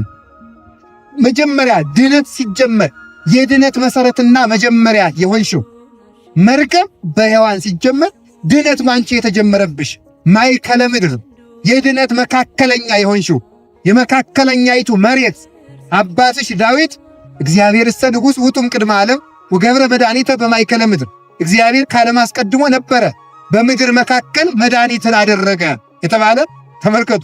ወገብረ መድኃኒተ በማእከለ ከርሳ ለድንግል ይላል ቅዱስ ያሬድ በዝማሬው። ዳዊት በመሬት መካከል እግዚአብሔር መድኃኒትን አደረገ ቢለው ቅዱስ ያሬድ መጣና የመሬት መካከል ቢሏችሁ ሌላ መሰለቻችሁ እንዴ? የመሬት መካከል የተባለ የማርያም ማኅፀን ነው አለ። በሷ መካከል ድነት የተደረገብሽ የድነት መወጠኛ ማርያም ሆይ ኪያኪ ሰናይተ ዘፈጠረ ለቤዛ ዓለሙ፣ መልካሚቱን አንቺን ለዓለም ቤዛ አድርጎ የፈጠረ እግዚአብሔር ይትባረክ ወይትሃቆት ስሙ፣ ልዑል እግዚአብሔር ስሙ የተመሰገነ ይሁን ብለው ይህን አመስግነው አባቶቻችን ወደ ማህሌት ይሄዳሉ። ስለዚህ እመቤታችን የምን እናታችሁ ናት ከተባላችሁ የበረከት እናታችን። እስኪ በሉላችሁ፣ በሉ እንጂ አይዟችሁ። እንዲህ ያለች እናት ስላለቻችሁ ደስ ይበላችሁ ሁላችሁም። እመቤቴን ከልቤ ነው። ሌላ ምንም አይኖራችሁ፣ ሌላ ምንም እንደው በእውነት እንደው ሹመትም አይኖራችሁ፣ ዕውቀትም አይኖራችሁ፣ ጤናም አይኖራችሁ፣ ሀብትም አይኖራችሁ። ማርያም ስላለችችሁ ብቻ ደስ ሊላችሁ ይገባል። እሷ ስላለችን ይበቃናል። ምንም ነገር እውነት እንዲህ አለ ቅዱስ ቄርሎስ የአክል ሃይማኖት ዘአልቦ ጥልቀት ወእምነት በቅድስት ድንግል ከመ ይእቲ ወላዲተ አምላክ። ዘአልቦ ጥልቀት ጥርጥር የሌለበት ሃይማኖት ለምንም ነገር ይበቃል። ማርያም ወላዲተ አምላክም ናት ብሎ ማመን ለሁሉም ነገር ይበቃል። ለልብስ ይበቃል፣ ክርስቶስ እንለብሳለን። ለምግብ ይበቃል፣ የሕይወት እንጀራ ልጇን እንበላለን። ለሁሉም ይበቃል። ለጥበቃ ይበቃናል። መልካም እረኛ ልጅ አላትና በሷ ይጠብቀናል። ስለዚህ ምንም የሚጎልብን ነገር የለም። ሰው ማርያምን ከወደደ የሚያጣው ነገር የለም። እመለመን ያለብን የእናትህን ፍቅር ጨምርልን ብለን መጸለይ ካለብን እሷን በኃጢአት የመረረው ሕይወታችን ራሱ ሊጣፍጥ እንድችለው ጥዕምተ ስም ማርያም በልቡናችን ያደረች እንደሆነ ነው። እሷ ስታድርብን መራራው ንቅል እያለ ይጠፋል። መራራውን ሕይወታችን መራራውን ኃጢአታችን በእናቱ በጣፈጠው ስሟ ነቅሎ ይጣልልን መድኃኒዓለም። እሱን ነው የሚሆንልን። ስለዚህ የበረከት ምንጫችን የምን እናታችን ናት በሉ እንጂ። ሌላው እመቤታችን የደስታ እናታችን ናት። እስኪ የደስታ እናታችን በሉ። አዎ። ስለዚህ አሁን ያዘናችሁ ሁሉ ሐዘናችሁን የምትሸርላችሁ እመቤታችን ናት። በደንብ ይሄ ከነገረ ድህነት ጋር እያያዛችሁ ስሙ በደንብ አድርጋችሁ። ሰው መጀመሪያ ከበደለ በኋላ ምኑን ነው የተባለ? እርጉም። እስኪ እርጉም በሉ። እርጉም ነበረ። ቡሩክት የምትለው እመቤታችን መጣችና ቡሩክ መድኃኒዓለምን ወለደችልን ማለት። ቡሩክ መድኃኒ እዚያ እርግማን ጠፋ። ከዛ እርጉምን ከተባለ በኋላ ምንድን የተባለ? ሐዘን ነው የተነገረው። የሰው ልጅ ለሔዋን የተነገራት ምንድን ነው ያለው? በሕማም ነዲቅ ወወሊደኪ ይኩን ምግባይኪ ሀበ ምትኪ፣ በጭንቅ በምጥ በስቃይ ውለጂ ብሎ ሔዋን ሐዘንን በጆሮዋ ሰማች። በጭንቅ ውለጅ፣ ባልሽ ይግዛሽ። ሔዋንን ሰይጣን እንዲህ ብሏት ነበር አይደል? ሔዋን አላት፣ አቤት። እግዚአብሔር እኮ አንቺን አሳንሶ ፈጥሮሻል። ተመልከቱ፣ ክፉ ሰውና ሰይጣን ሰውንና አንድነትን ለመበተን ሲፈልጉ የመብት ተቆርቋሪ ሆነው ነው የሚመጡ። ታውቃላችሁ አይደለም? ስለዚህ አሁን ብዙ ሰዎች አጥፊ ሰዎች አጥፊነታቸው የማይታወቅባቸው ለመብታችሁ ቆሜያለሁ ብለው ስለሚወጡ ነው። ሰይጣን አዳምና ሔዋን ተንኮሉን ያላወቁበት ለመብታችሁ ቆሜላችኋለሁ ስላለ፣ ዛሬም እኮ ለመብታችን የቆሙ እየመሰሉ አገር የሚያምሱ ብዙ ሰይጣኖች አሉ። ልታውቁባቸው ይገባል። ሰይጣን እንዳለ ታውቃላችሁ? እግዚአብሔር ለምን አምላክ አላደረጋችሁም፣ ለምን አንድ እንጨት አልበላችሁም ብሎ ለጥቅም የተከለከለው ሁሉ ለክፉ የተከለከለ አስመስሎ ዛሬም ቢሆን ለምን የቀረባችሁ እያሉ የቀረብን የመሰለንን ነገር እየጠቀሱ ኢትዮጵያን እርስ በርስ አናክሰው የሚጨርሷችን አጋንንት በሙሉ እግዚአብሔር ያበርዳቸው። እነዚህ አጋንንት ናቸው በእውነቱ ለጥቅም የመጡ እና ምን አለ መሰላችሁ? ሔዋን አቤት፣ እግዚአብሔር እኮ አንቺን አሳንሶ ፈጥሮሻል። አሳንሶ ነው የፈጠረሽ፣ ምክንያቱም ኋላ ላይ የፈጠረሽ። ስለዚህ አንቺ አንሰሻል። ቆይ ከአዳምና ከሔዋን ማን ቀድሞ ተፈጠረ? ምእመናን አቤት አቤት፣ ማን ነው እንዲህ ብሎ የነገራችሁ? ይውላችሁ ያልተማራችሁትን አትናገሩ። እውነቴን ነው። ሰምታችሁን ያል አይደለ? አዎ ይውላችሁ፣ ቅልብልም ሰው በሶስት ይታወቃል ይላል መጽሐፍ። አንደኛ የማያውቀውን በመናገሩ፣ ሁለተኛ ሁሉን አውቃለሁ በማለቱ፣ ሶስተኛ በማያገባው በመግባቱ። ሞኝ ሰው በዚህ ይታወቃል ይላል እና ሞኛቱን ከአዳምና ሔዋን ማነው ፊት የተፈጠረ? አናውቅም አትሉም እንዴ? ኧረ አፈርሰውን በሉ። አውቃለሁ ያለ ሰው ጥበብ አይጨምርም ያፈሰዋል። እስቲ አላውቅም በሉ እንዲጨመርላችሁ በሉ ሁላችሁም። በቃ እግዚአብሔር ያሳውቃችሁ። እንደሱ እኮ ነው በእውነቱ ማለት ነው። ስለዚህ ምን መሰላችሁ? አዳምና ሔዋን ማን ቀድሞ ከተፈጠረ ከተባለ አንድ ቀን ነው የተፈጠሩት። መጽሐፍ ቅዱስ ሳምንቱን የመጣች ያለ አዲያ ቢሆንሳ መጽሐፍ ቅዱስ ምንድን ነው የሚለው? በሰባተኛው ቀን እግዚአብሔርም ከሥራው ሁሉ አረፈ ይላል። ፍጥረት ያለቀው በስድስተኛው ቀን፣ ሔዋን የመጣች በሳምንቱ ዓርብ። ታዲያ ምን ማለት ከተባለችን ፍጥረት ጨረሰ ብሎ እንደገና አዲስ ፍጥረት ፈጠረ አይባልም። ሔዋንን ሲፈጥር እግዚአብሔር አዲስ ቁስ አምጥቶ የፈጠራት ቀድሞ ከተፈጠረው አጥንት ነው። ቀድሞ ከተፈጠረው አጥንት ነው አይደል? ስለዚህ ሔዋን የተፈጠረችው አዳም ሲፈጠር ነው ማለት። የዚያን ጊዜ ቆይ እናንተ የተፈጠራችሁት ዛሬ አሁን 50 ዓመት የሞላው ሰው የተፈጠረ የዛሬ 50 ዓመት መቼ ነው? የዛሬ 50 ዓመት አይ እንዲሁ ዝም ብላችሁ ነው ሊቅ የምትሸቱ። እንዲሁ የከተማ ሰው ደግሞ ትዕቢቱ እንዲሁ ማምላክ ምን ይላል መሰለህ? አይ በቃ ኧረ ተማሩ ስብከት ስሙ ስትባሉ ኧረ ስራን ያቃተን እንጂ ህዝቡ ያውቃል። ኧረ ምንም አያውቅም። ምንም የሚያውቀው ነገር የለውም በእውነቱ ማለት ነው። የተፈጠራችሁ መቼ እንደሆነ አታውቁም? አቤት የዛሬ 7513 ዓመት የተፈጠራችሁ ያዙት። አዳም ሲፈጠር ነው የተፈጠረ እና እንግዲያ ዛሬ ምን እያደረግን ነው ብትሉ ዛሬ እየታየን ነው። እየወጣን የምንታይበት ነው እንጂ የዚያን ጊዜ ነው የተፈጠረው። ዓርብ ነው የተፈጠረው። ሔዋን የተፈጠረችው አዳም ሲፈጠር ነው። ስለዚህ ምን አደረገ? ሔዋን አንቺን አሳንሶ ስለፈጠረሽ የአዳም ጌታው እንድትሆኝ በለስን አንቺ ተቀድመሽ ብይ አላት። ተቀድመሽ ብይ ብሏት ነበረ። ስለዚህ ምክሩንም ቀድማ የተቀበለችው እሷ ነበረችና መጀመሪያ እርግማኑን ባመጣው በእባብ ጀምሮ በሔዋን ጀምሮ ከዛ ወደ አዳም መጥቶ አዳምንም ረገመ። ስለዚህ ሔዋን የተረገመች እንድትሆን ይህንን ምክር መከረው። ኋላ ሲያስበው ሰይጣን መጀመሪያ ተቀድመሽ ብይ ብያታለሁ፣ እንድትበላለት አንቺ ከአዳም ስለምታሽ እንድትበልጭ ብይ። ይኸው ዛሬ የሴቶች እኩልነት እያሉ ሴቱን የሚያጃጅሉ አሉ አይደለም? አሉ የለም? ሴቶች አሁን አማረብን ብላችሁ ትናንትና እኔ ሽሮ ሰርቻለሁ ዛሬ አንተ እያሉ ባሎቻቸውን የሚሉ አሉ እኮ። አሁን የእኩልነት መስሏችኋል? ጅልነት እኮ ነው። የእመቤቴ ሰው የሚያምርበትን ሲሰራ ነው። አሁን እኮ ሴቱ ሱሪ የሚለብሰው መብታችን የተነፈገ መስሏቸው እኮ ነው።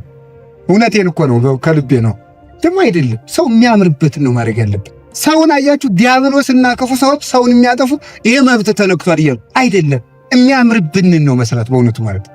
የሚያምርብንን ደግሞ እግዚአብሔር ሰጥቶን። ግን አንድ ጥያቄ ልጠይቃችሁ፣ ለእኛ የሚጠቅመን ነገር ካለ ከእግዚአብሔር ተሽሎ የሚነግረን ሰው አለ? እስኪ ንገሩኝ፣ ሁላችሁ ንገሩኝ። በፍጹም። ታዲያስ ደግሞ እግዚአብሔር ይሄ ይጠቅማችኋል ብሎ ከሰጠን በላይ ሊሰጠን የሚችል ሳለ የለም። እንዲያ ከሆነ እግዚአብሔር ያምርባችኋል ያለንን ለምን አንቀበል? ደግሞስ ደግሞ ይከፋል ብሎ ከተው የሚከፋብን ነገር የሚያጠፋልን ነገር ከእግዚአብሔር ተሽሎ የሚያስብልን ሰው አለ? ታዲያ ያጠፋችኋል ያለንን ለምን አንተው? ያጠፋችኋል የተባልነውን ነገር ማድረግ ማለት እግዚአብሔር ሆይ ካንተ ይልቅ ለኔ ራሴ ይሻላለሁ ማለት ነው። ይህ ነው ክደት የሚባለው እኮ እሱ። እንደዚያ ብሏት ሔዋን ስትበላው በለሱን ስትበላው ጸጋዋ እንደሚገፈፍባት ያውቅ ነበርና በለሱን ስትበላው ጸጋዋ እንደሚገፈፍ ያውቃል። ሔዋን ተቀድማ በልታ ጸጋዋ ሲገፈፍ ካየ አዳም አልበላም ብሎ ይተርፍብኛል ብሎ ነበርና ሔዋን እንደሱም አይደል ተሳስቼ ነው ተያይታችሁ ብሉት፣ ላንቺ በቀኝ እጅሽ እየጎረሽ ለባልሽ በቀኝ እጅሽ እያጎረሽ ላንቺ በግራ እጅሽ ጉረሽ። ይሄው የእናታቸው የሔዋን ምልክቱ ናቸው። ሴቶች ወጥ እያወጡ በግራ እጃቸው ይጎርሳሉ ይላል። አባቶቻችን ነው የሚሉት ማለት ነው። አባቶች እንደዚህ ያደርጋሉ። ከዛ በኋላ ተያይተው በሉት፣ ጸጋቸው ተገፈፈ። ሔዋን የምጥ ባርነት ተደረገባት። አዳም ደግሞ ሔዋንን እንዳይጠላት የእሷ ገዥ እንዲሆን እሷን እንዲወድ አደረገው እግዚአብሔር። ካልወደዳት አያገባትም፣ አብሯት አይኖርም። አብሯት ካልሆነ ደግሞ ምንድን ነው? ነቢያን አይወለዱም፣ እመቤታችንም አትወለድም። አዳም መነሻው በእሷ በኩል ስለሆነ አጥፊው ብትሆንም ሔዋንን እንዲወዳት አደረገ እግዚአብሔር። እያጠፋቸውም ቢሆን እንዲወዳት ወንድ በሴት እንድትወደድ አደረገ እግዚአብሔር። በእርግማኑ ምክንያት አንቺ ዳምጥተሽብኛል ብሎ እንዳይጠላት ወንዶች በሴቶች እንዲወደዱ እንዲለመኑ አድርጎ እግዚአብሔር የፈጠረ የሰጣቸው ስለዚያ ነው።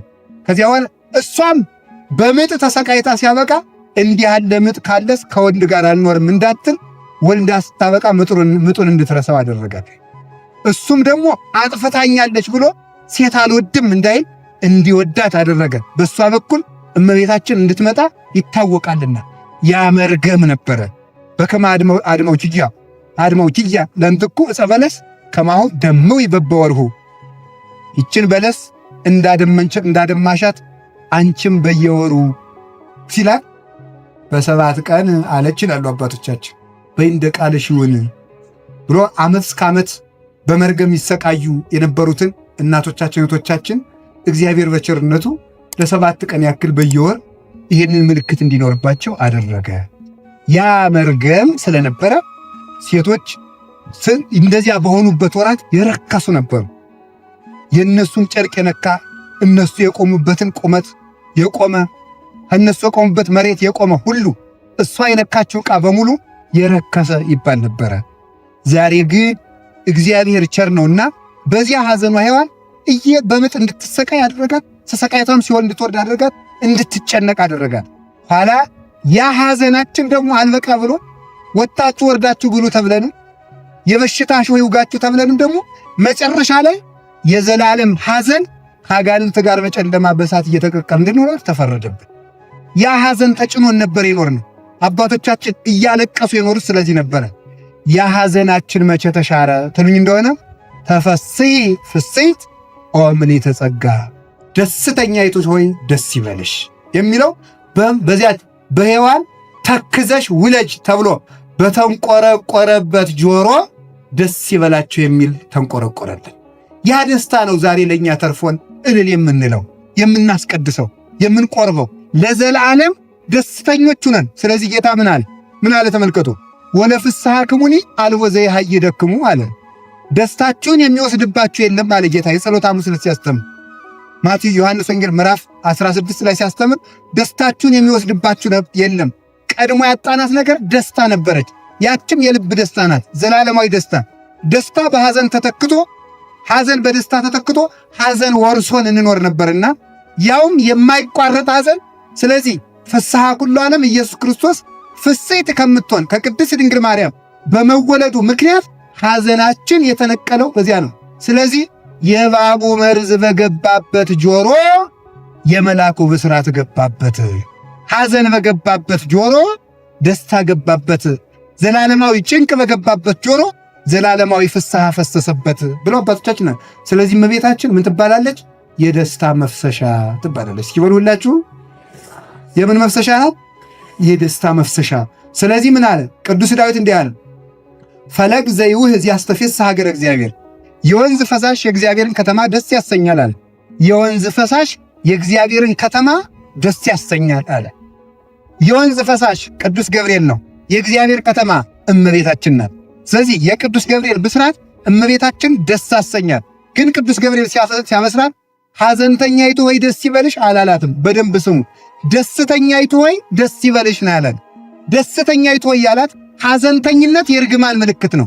ደስተኛነት የበረከት ምልክት ነው። ስለዚህ ድንግል ማርያም የእናቷ መርገምና በደል የበደል ፍሬ የለባትምና ደስተኛይቱ ሆይ ደስ ይበልሽ። ቀድሞም እርግማን የሌለብሽ ደስተኛ ነሽ፣ ከመላእክት ጋር ደስ ያለሽ። አሁንም ደግሞ ምክሪተ ዝንቱ ወለደቶ ማርያም ለምክሪተ ዝንቱ ፍስሐ፣ እጽፍ ድርብ ደስታ ያላት ማርያም አማኑኤልን ወለደችው አለ ቅዱስ ኤፍሬም። እጽፍ ድርብ ደስታ ያላት ማርያም፣ መርገም ባለመኖሩ ደስ ያላት ማርያም እጽፍ ድርብ ደስታ፣ ደግሞ አምላክን በመውለድ ደግሞ ድርብ ደስታ ያላት ማርያም ድርብ ደስታን ወለደች ብሎ ይናገራል። ይኸውም ይላል ሴቶች ልጅ ሲያጡ ይከፋቸዋል፣ ልጅ ስትወልዳላችሁ ሲባሉ ደስ ይላቸዋል። ከዚያ በላይ ደግሞ ወንድ ልጅ ትወልዳላችሁ ሲባሉ ደስ ይላቸዋል። ከዚያ በላይ ደግሞ አምላክን መውለድ ምን ደስታ፣ ከዚህ በላይ ምን ደስታ አለና እጥፍ ድርብ ደስታ። አንድም ይሉና ሊቃውንቱ ማርያም እጽፍ ድርብ ደስታ ያላት ማርያም እጽፍ ድርብ ደስታ የሆነ አማኑኤልን ወለደች ተብሎ ይነገራል። እሱ መጣና እንግዲህ ወዲያ በእኔ ካምናችሁ ደስታ አይቋረጥባችሁም። በእሷ ጆሮ የፈሰሰው ታያችሁ። ቅዱስ ዳዊት መላል መዝሙር 5 ወንዝ አለን፣ የወንዝ ፈሳሽ አለ። ለምን ኩሬ አላለውም? ለምን ተጠራቅሞ የተቀመጠ ውሃ አላለውም?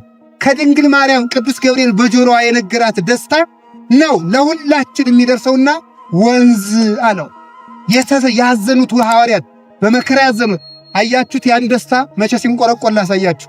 የሐዋርያት ሥራ ምዕራፍ 5 ላይ ሸገር በሉና ሐዋርያት ሲደበደቡ፣ ሲገረፉ፣ ሲሰቃዩ ቆዩና ሲወጡ ምን እያሉ ወጡ ብለን ብንጠይቀው ባለመድኃኒቱ ሉቃስ ወወፁ እንዘ ይትፌስሑ እስመ ከፈሎሙ ጸጋ መንፈስ ቅዱስ አድሏቸዋልና ሲገረፉ ቆይተው ሲወጡ አለ። ተመልከቱ፣ ደስ እያላቸው ወጡ። ስለዚህ ተመልከቱ፣ በግርፋት መካከል ከራሜ ወይን እንደጠጣ ሰው ፊትን በደስታ የሚያበራ ደስታ የተገኘው ከድንግል ማርያም ጆሮ ነው። መልአክን ሰምታ ደስታን የሰጠችን እመቤታችን ክብር ምስጋና ይግባ።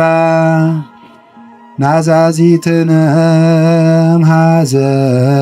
እምኀዘን ወኃይለ ውርዙትነ እምርሳን በማኅፀንኪ ተጸውረ ብሉየ መዋዕል ሕፃን ኦ ማርያም ተስፋ ለቅቡፃን በጊዜ ጸሎት ወዕጣን ወበጊዜ ቅዱስ ቁርባን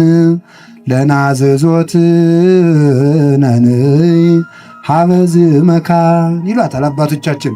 በቅዳሴ ጊዜ ወደ ቁርባን ሲወርዱ ናዛዚትነ እምኀዘን ኃይለ ውርዙትነ እምርሳን፣ ናዛዚትነ እምኀዘን ከሐዘን የምታረጋጅን፣ ኃይለ ውርዙትነ እምርሳን ከርጅና የምታድሽን፣ ያረጀውን ሰውነታችን 5000 ዓመት አርጅቶ የነበረውን ሰውነታችን ትንሣኤ ክርስቶስን ወልደሽ ያደስችልን፣ ኃይለ ውርዙትነ እምርሳን በማኅፀንኪ ተጸውረ ብሉየ መዋዕል ሕፃን በማኅፀንሽ የዕድሜ ብሉየ መዋዕል ቀዳማዊ በዘመናት የሸመገለ ተብሎ የተነገረለት ቀዳማዊ አምላክ በማኅፀንሽ ተወስኗልና ኦ ማርያም ተስፋ ለቅቡፃን ያዘኑትን የምታረጋጊያቸው ማርያም በጊዜ ጸሎት ወዕጣን ወበጊዜ ቅዱስ ቁርባን ለናዝዞትነኒ ሀበዝ መካን አዝነን ተጨንቀን ተክዘን ተቸግረን ዕጣኑን ጸሎቱን ስናቀርብ ወበጊዜ ቅዱስ ቁርባን በጊዜ ቅዱስ በቁርባንም ጊዜ እንድታጽናኝን ወደኛ ነይልን ይላሉ።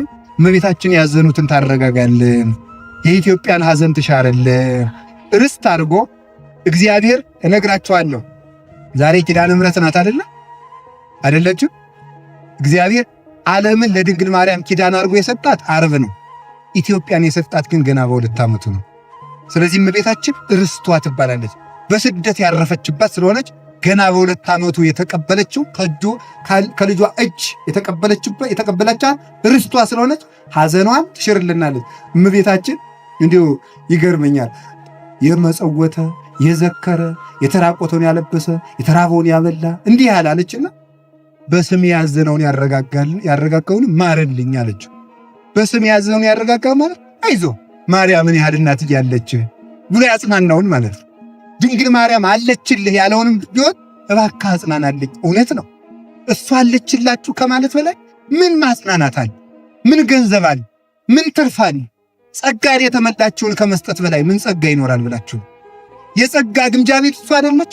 መዝገበ መድኃኒት፣ መዝገበ ረድኤት፣ መዝገበ ጸጋ፣ መዝገበ ፈውስ እሷ እኮ ናት። መዝገበ ትንሣኤ፣ መዝገበ ቁርባን ማርያም እኮ ናት። እሷ አለችልህ፣ እሷ አለችልሽ፣ እሷ አለችላችሁ ከማለት በላይ ምን ማጽናናት ይኖራል? በእናቱ እንዲያጽናናን እግዚአብሔር ቅዱስ ፈቃዱ ይሆንልን። ስለዚህ ሐዘናችን የተሻረባት የሐዘናችን ምንጭ ልብስ አጣን ብለን አናዝን። ቅድም እንደነገርኳችሁ ክርስቶስን ለብሰን የለምን? ይርበናል ብለን አናዝን። ልጇን አብልታን የለምን? ስደተኞች ብለን አናዝን። ርስት ከፍታልን የለምን? ተረገምን ብለን አናዝን። በረከትን ሰጥታን የለምን? እንሞታለን ብለን አንፈራ። ትንሣኤን ወልዳልን የለምን? ግድያን አንፈራ። ሕይወትን ወልዳልን የለምን? ሕመምን አንፈራው። ፈውስን ወልዳልን የለምን? ምን እንሆናለን እሷ እያለችልን? ስለዚህ አለ ወይንተዝ እይፈር እንዘ ታመን በወልድኪ ተመልከቱ ከመብሲ ዘሃሎ ተመልከቱ ማይከለ ጥቅመ አድማስ ዘይነህን እኔ ድንግል ማርያም አለ እኔ አባ ጊዮርጊስ ነው። ድንግል ማርያም እኔ አለ ባንቺ የምተማመነው በውቅያኖስና በጠፈር መካከል ካለው አድማስ ደንጊያ ከተጠጋ ሰው በላይ ያንቺን መጠጊያነት እመካበታለሁ። ለምን? ካንቺ የተወለደው ለዳንኤል አናብስት ያሰገደ፣ ለሰለስቱ ደቂቅ እሳት ያጠፋ፣ ለዳዊት ጠላት ያጠፋ፣ ለእስራኤል ባሕር የከፈለ ነውና ምኑን እፈራዋለሁ? አውሬ እንዳያስፈራኝ የአናብስቱ ጌታ፣ እሳትን አልፈራ የእሳቱ ጌታ፣ ባሕርን አልፈራት የባሕር ፈጣሪ ካንቺ ማኅፀን ተገኝቶልኝ ምን አይቼ ደነግጣለሁ ብሎ ይነገራል። ከማርያም የበለጠ በሚካኤል። ስለዚህ ሰማይ መጅ ቢሆን ምድር ወፍጮ ብትሆን መካከል ላይ አጣብቀው ቢፈጩኝ አንቺ ካለሽልኝ ምንም አልሆንም። እንደ ኖህ ዘመን የሰማይ መስኮት ተከፍቶ የነፈር ውሃ ቢብዘንም መሬትም የፈላ ውሃ ብታወጣ አንቺ መርከብ ከሆንሽኝ ይሻገረዋለሁ ብሎ ይነገራል። ስለዚህ እመቤታችን የሐዘናችን ሰዓሪት ናትና የሁላችሁንም ሐዘን ቆርጣ ትጣልላችሁ። በእውነትም ትጥልልናለች። አይዟችሁ እንኳን የ20 ዓመት የ30 ዓመት የ40 ዓመት የ50 ዓመት የ70 ዓመት የዘላለም ሐዘን ሽራልናለች። ደስታን ስለወለደችልን እኮ ነው። ሌላ ምንም አይደለም። ቅዱስ ጳውሎስ ምን አለ? ደግሜ እላችኋለሁ በክርስቶስ ደስ ይበላችሁ። አሁንም ደግሜ እላችኋለሁ በክርስቶስ ደስ ይበላችኋል። ሁሉ ያልቃል፣ የማያልቅ አምላክ ክርስቶስን ሰጥታልናል። ስለዚህ የደስታ እናታችን ናት። እመቤታችን እያሰባችሁ ደስ ይበላችሁ። የእሷ ፍቅር በልቡናችን ይደርብ።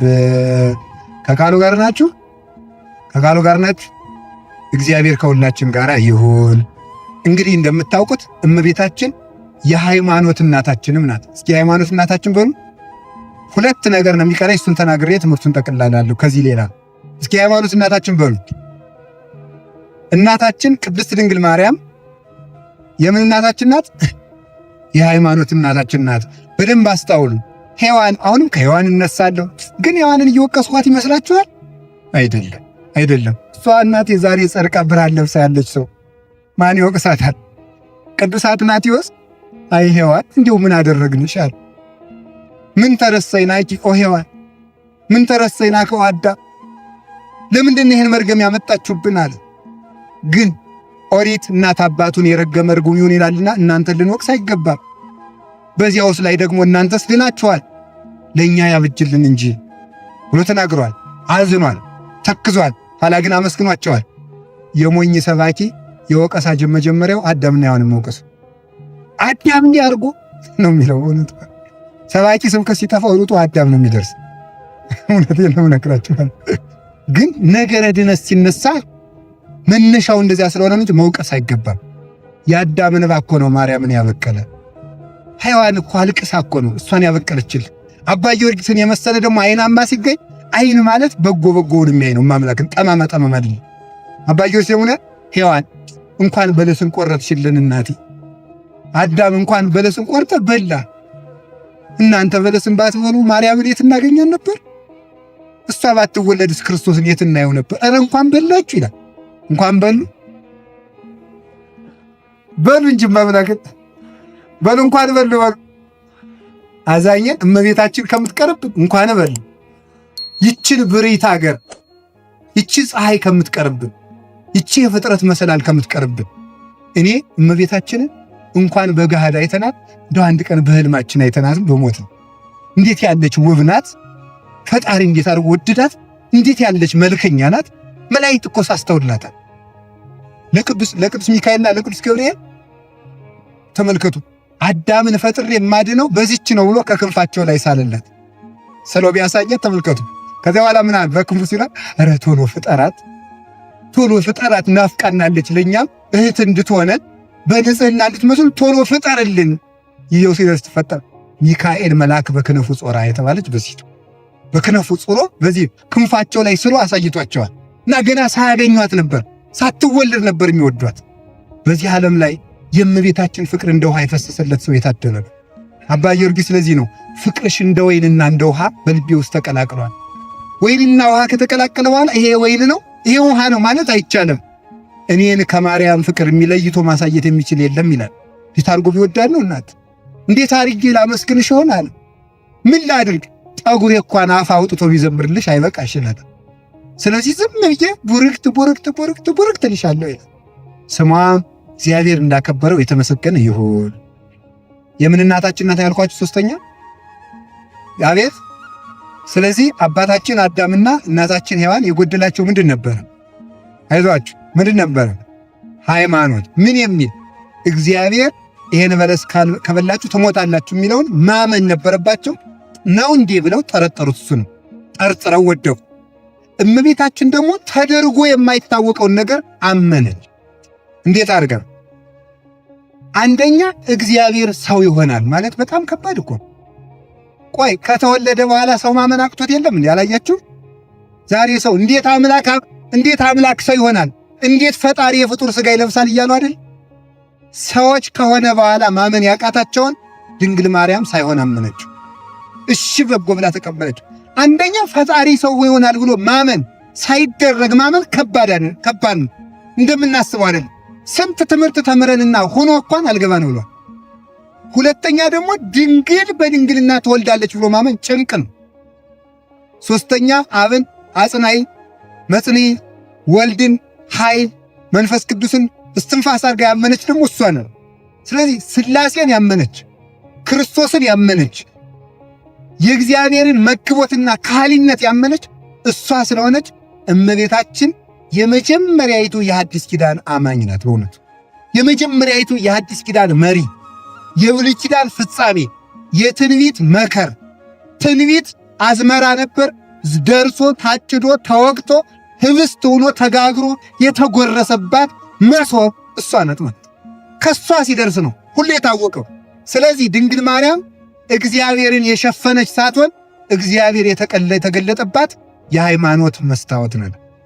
እሷን የፈጠረ እግዚአብሔር ይመስገን፣ እግዚአብሔር ይመስገን። እግዚአብሔር ወልድ የአብ ልጅ ነው። እግዚአብሔር ወልድ የአብ ልጅ ነው በሉ።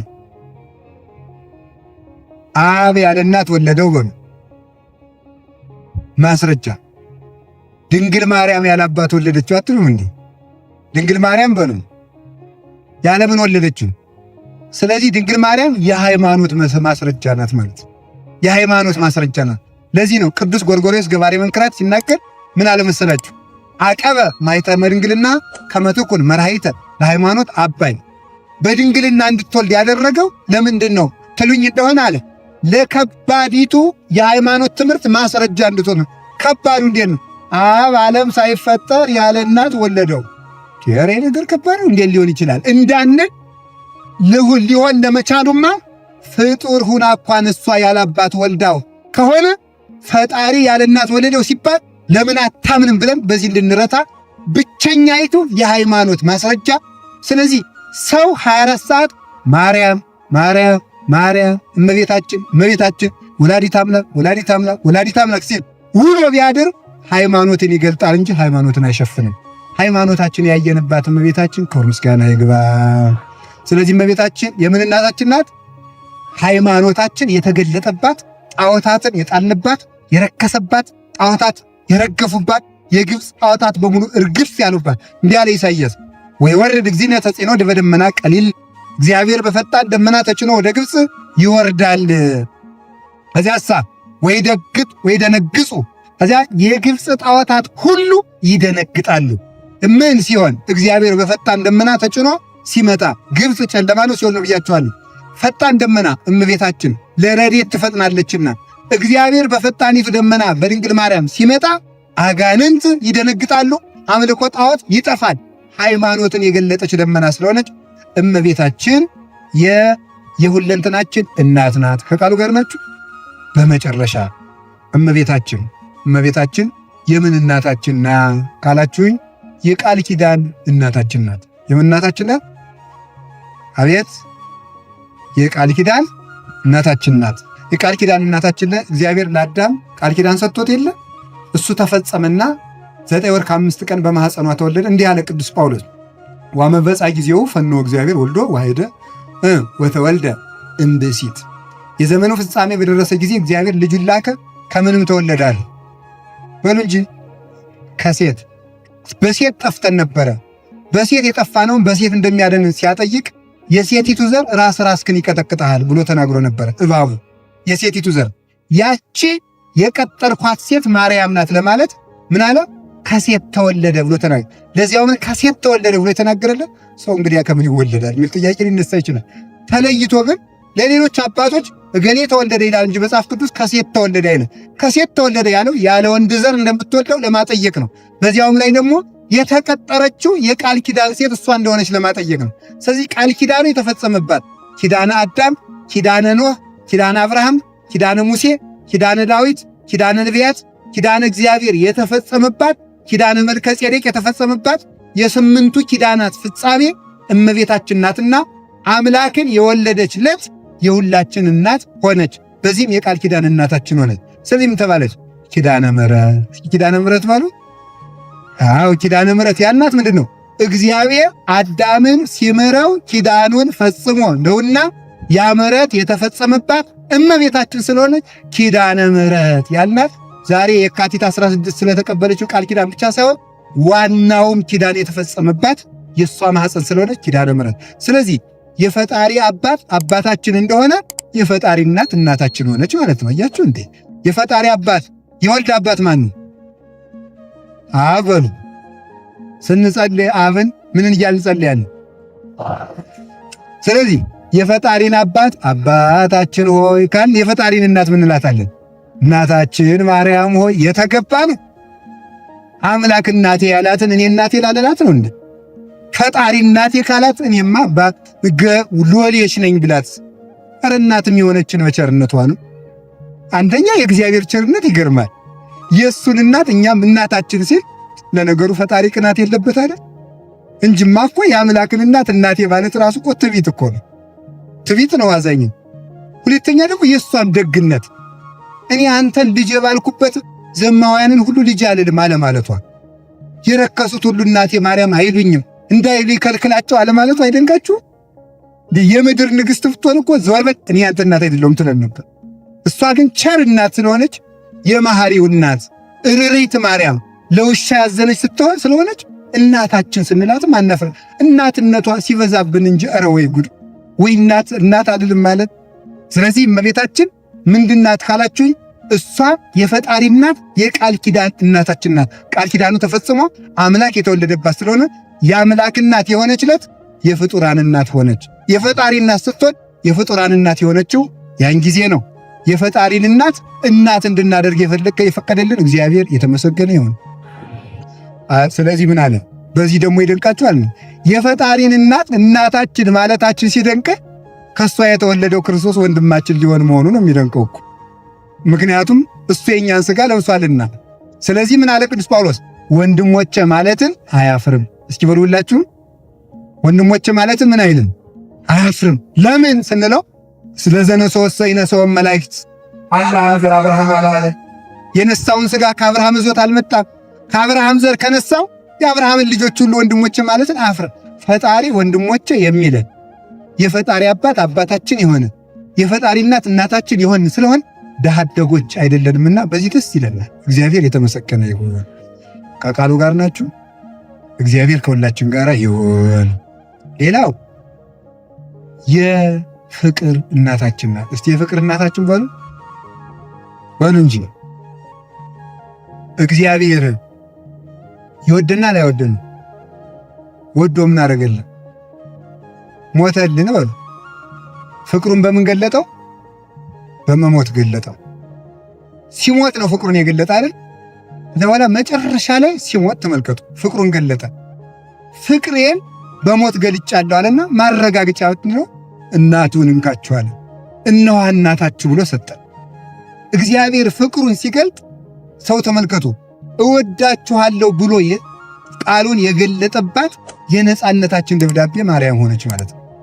የአምላክ ፍቅር የተነበበባት መጽሐፍ ሆነች። በደም ማኅተም የታተመች የአምላክ ፍቅር። ስለዚህ አባ ጊዮርጊስ እኔ እንግዲህ ከዛሬ ጀምር ያን የማርያም ባሪያ ነኝ ብዬ የፍቅር ውል ጽፌአለሁ ይላል።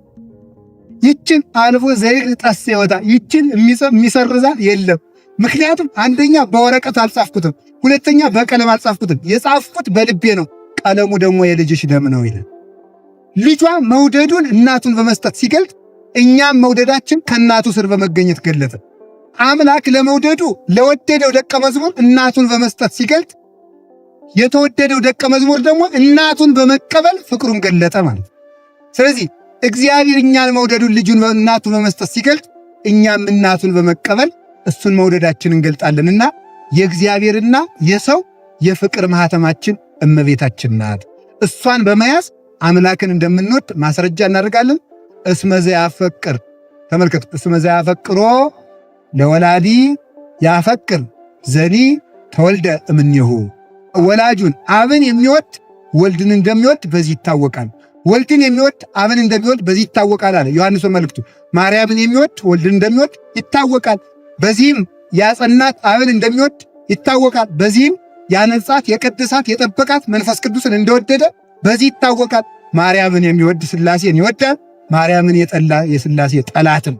የሥላሴ ወዳጅ እንድንሆን እናቱን እንድንወድ እግዚአብሔር ይርዳን። ሌላው እመቤታችን የአደራ እናታችን ናት። እስኪ የአደራ እናታችን ሆኑ አይዟችሁ። የምን እናታችን? የአደራ እናታችን። የአደራ እናታችን ምን ሆነው እኛን እንዲህ ይገርማል። አባት ሲሞት ልጄን አደራ ብሎ ሚስት ካለች ለሚስቱ፣ እናቱ ካለች ለእናቱ፣ ሌላ ልጅ ካለ ትልቅ ልጅ ለሱ፣ ያም ከሌለ ለጎረቤት ሰጥቶ ይሞታል። ጌታችን ኢየሱስ ክርስቶስ ሲሞት ለእናቱ አደራ ሰጥቶን ነው የሞተ። ስለዚህ ምን አለ? እነሆ ልጆችሽ ብሎ ሰጠ። ስለዚህ እግዚአብሔር ሲሰቀል ለማን አደራ ሰጠን ስትሉ ለእናቱ። እስኪ ለእናቱ በሉ። ከእናት በላይ ታማኛለ እንዴ? የለም። ስለሌለ ለእናቴ አደራ ሰጥቻችኋለሁ። የምትፈልጉን ነገር ከሷ ጠይቁ። ስለዚህ ተመልከቱ። ስለዚህ ምን አለ? እኔም በሷ አድሬ የምትፈልጉን እሰጣችኋለሁ ብሎ እኛን ለሷ አስጠግቶናል። ስለዚህ ምን ማለት ከነገሌ ሄደር ከነገሌ ተጠጋ እንደሚል ሰው መንገድ የሚሄድ ሰው እኔ በዚህ ቀን እመለሳለሁ ከነገሌ ቤት ቆይ ብሎ ልጁን አስጠግቶ እንደሚሄድ መጥቶ በምጽአት ተመልከቱ ከሙታን ለይቶ አስነስቶ እስከሚያሳርገን ድረስ ከእናቱ አስጠግተን አስጠጋን። እመቤታችን እሳ ምን ታደርግልናል? ጥግ አድርጎ ስለት ጸወነ ሥጋ ጸወነ ነፍስ ትሆነልናለች። ማርያም ታይካ በምድር ወታይካ በሰማይ አለ ቅዱስ ያሬድ።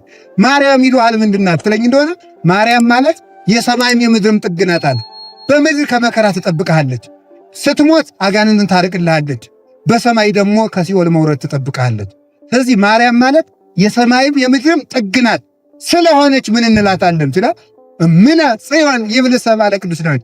ሰው ሁሉ እናታችን ጽዮን ይላል። እስኪ በሉ ሁላችሁም ሰው ሁሉ ምን ይላናል? እናታችን ጽዮን ይላል። አሁን ልጇ አደራ የሰጠን ለእናቱ ከሆነ ስለሆነ ሁላችንም አደራ ከተቀመጥንበት ቤት እንዳንጠፋ እግዚአብሔር ይርዳል።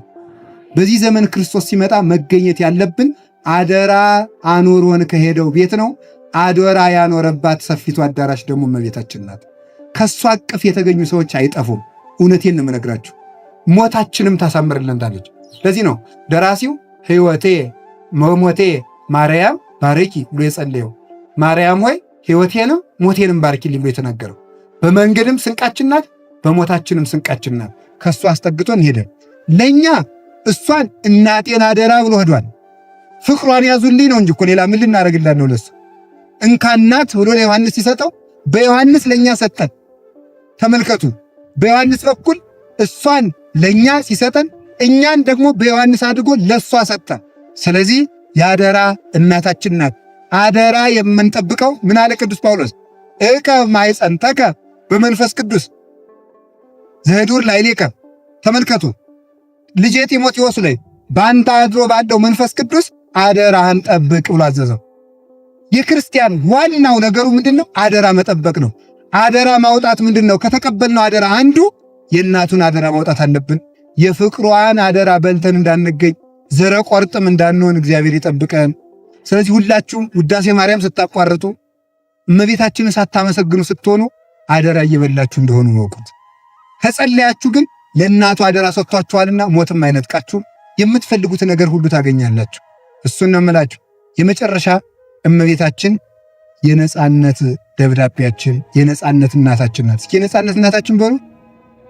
የምን እናታችን ናት አልኳችሁ?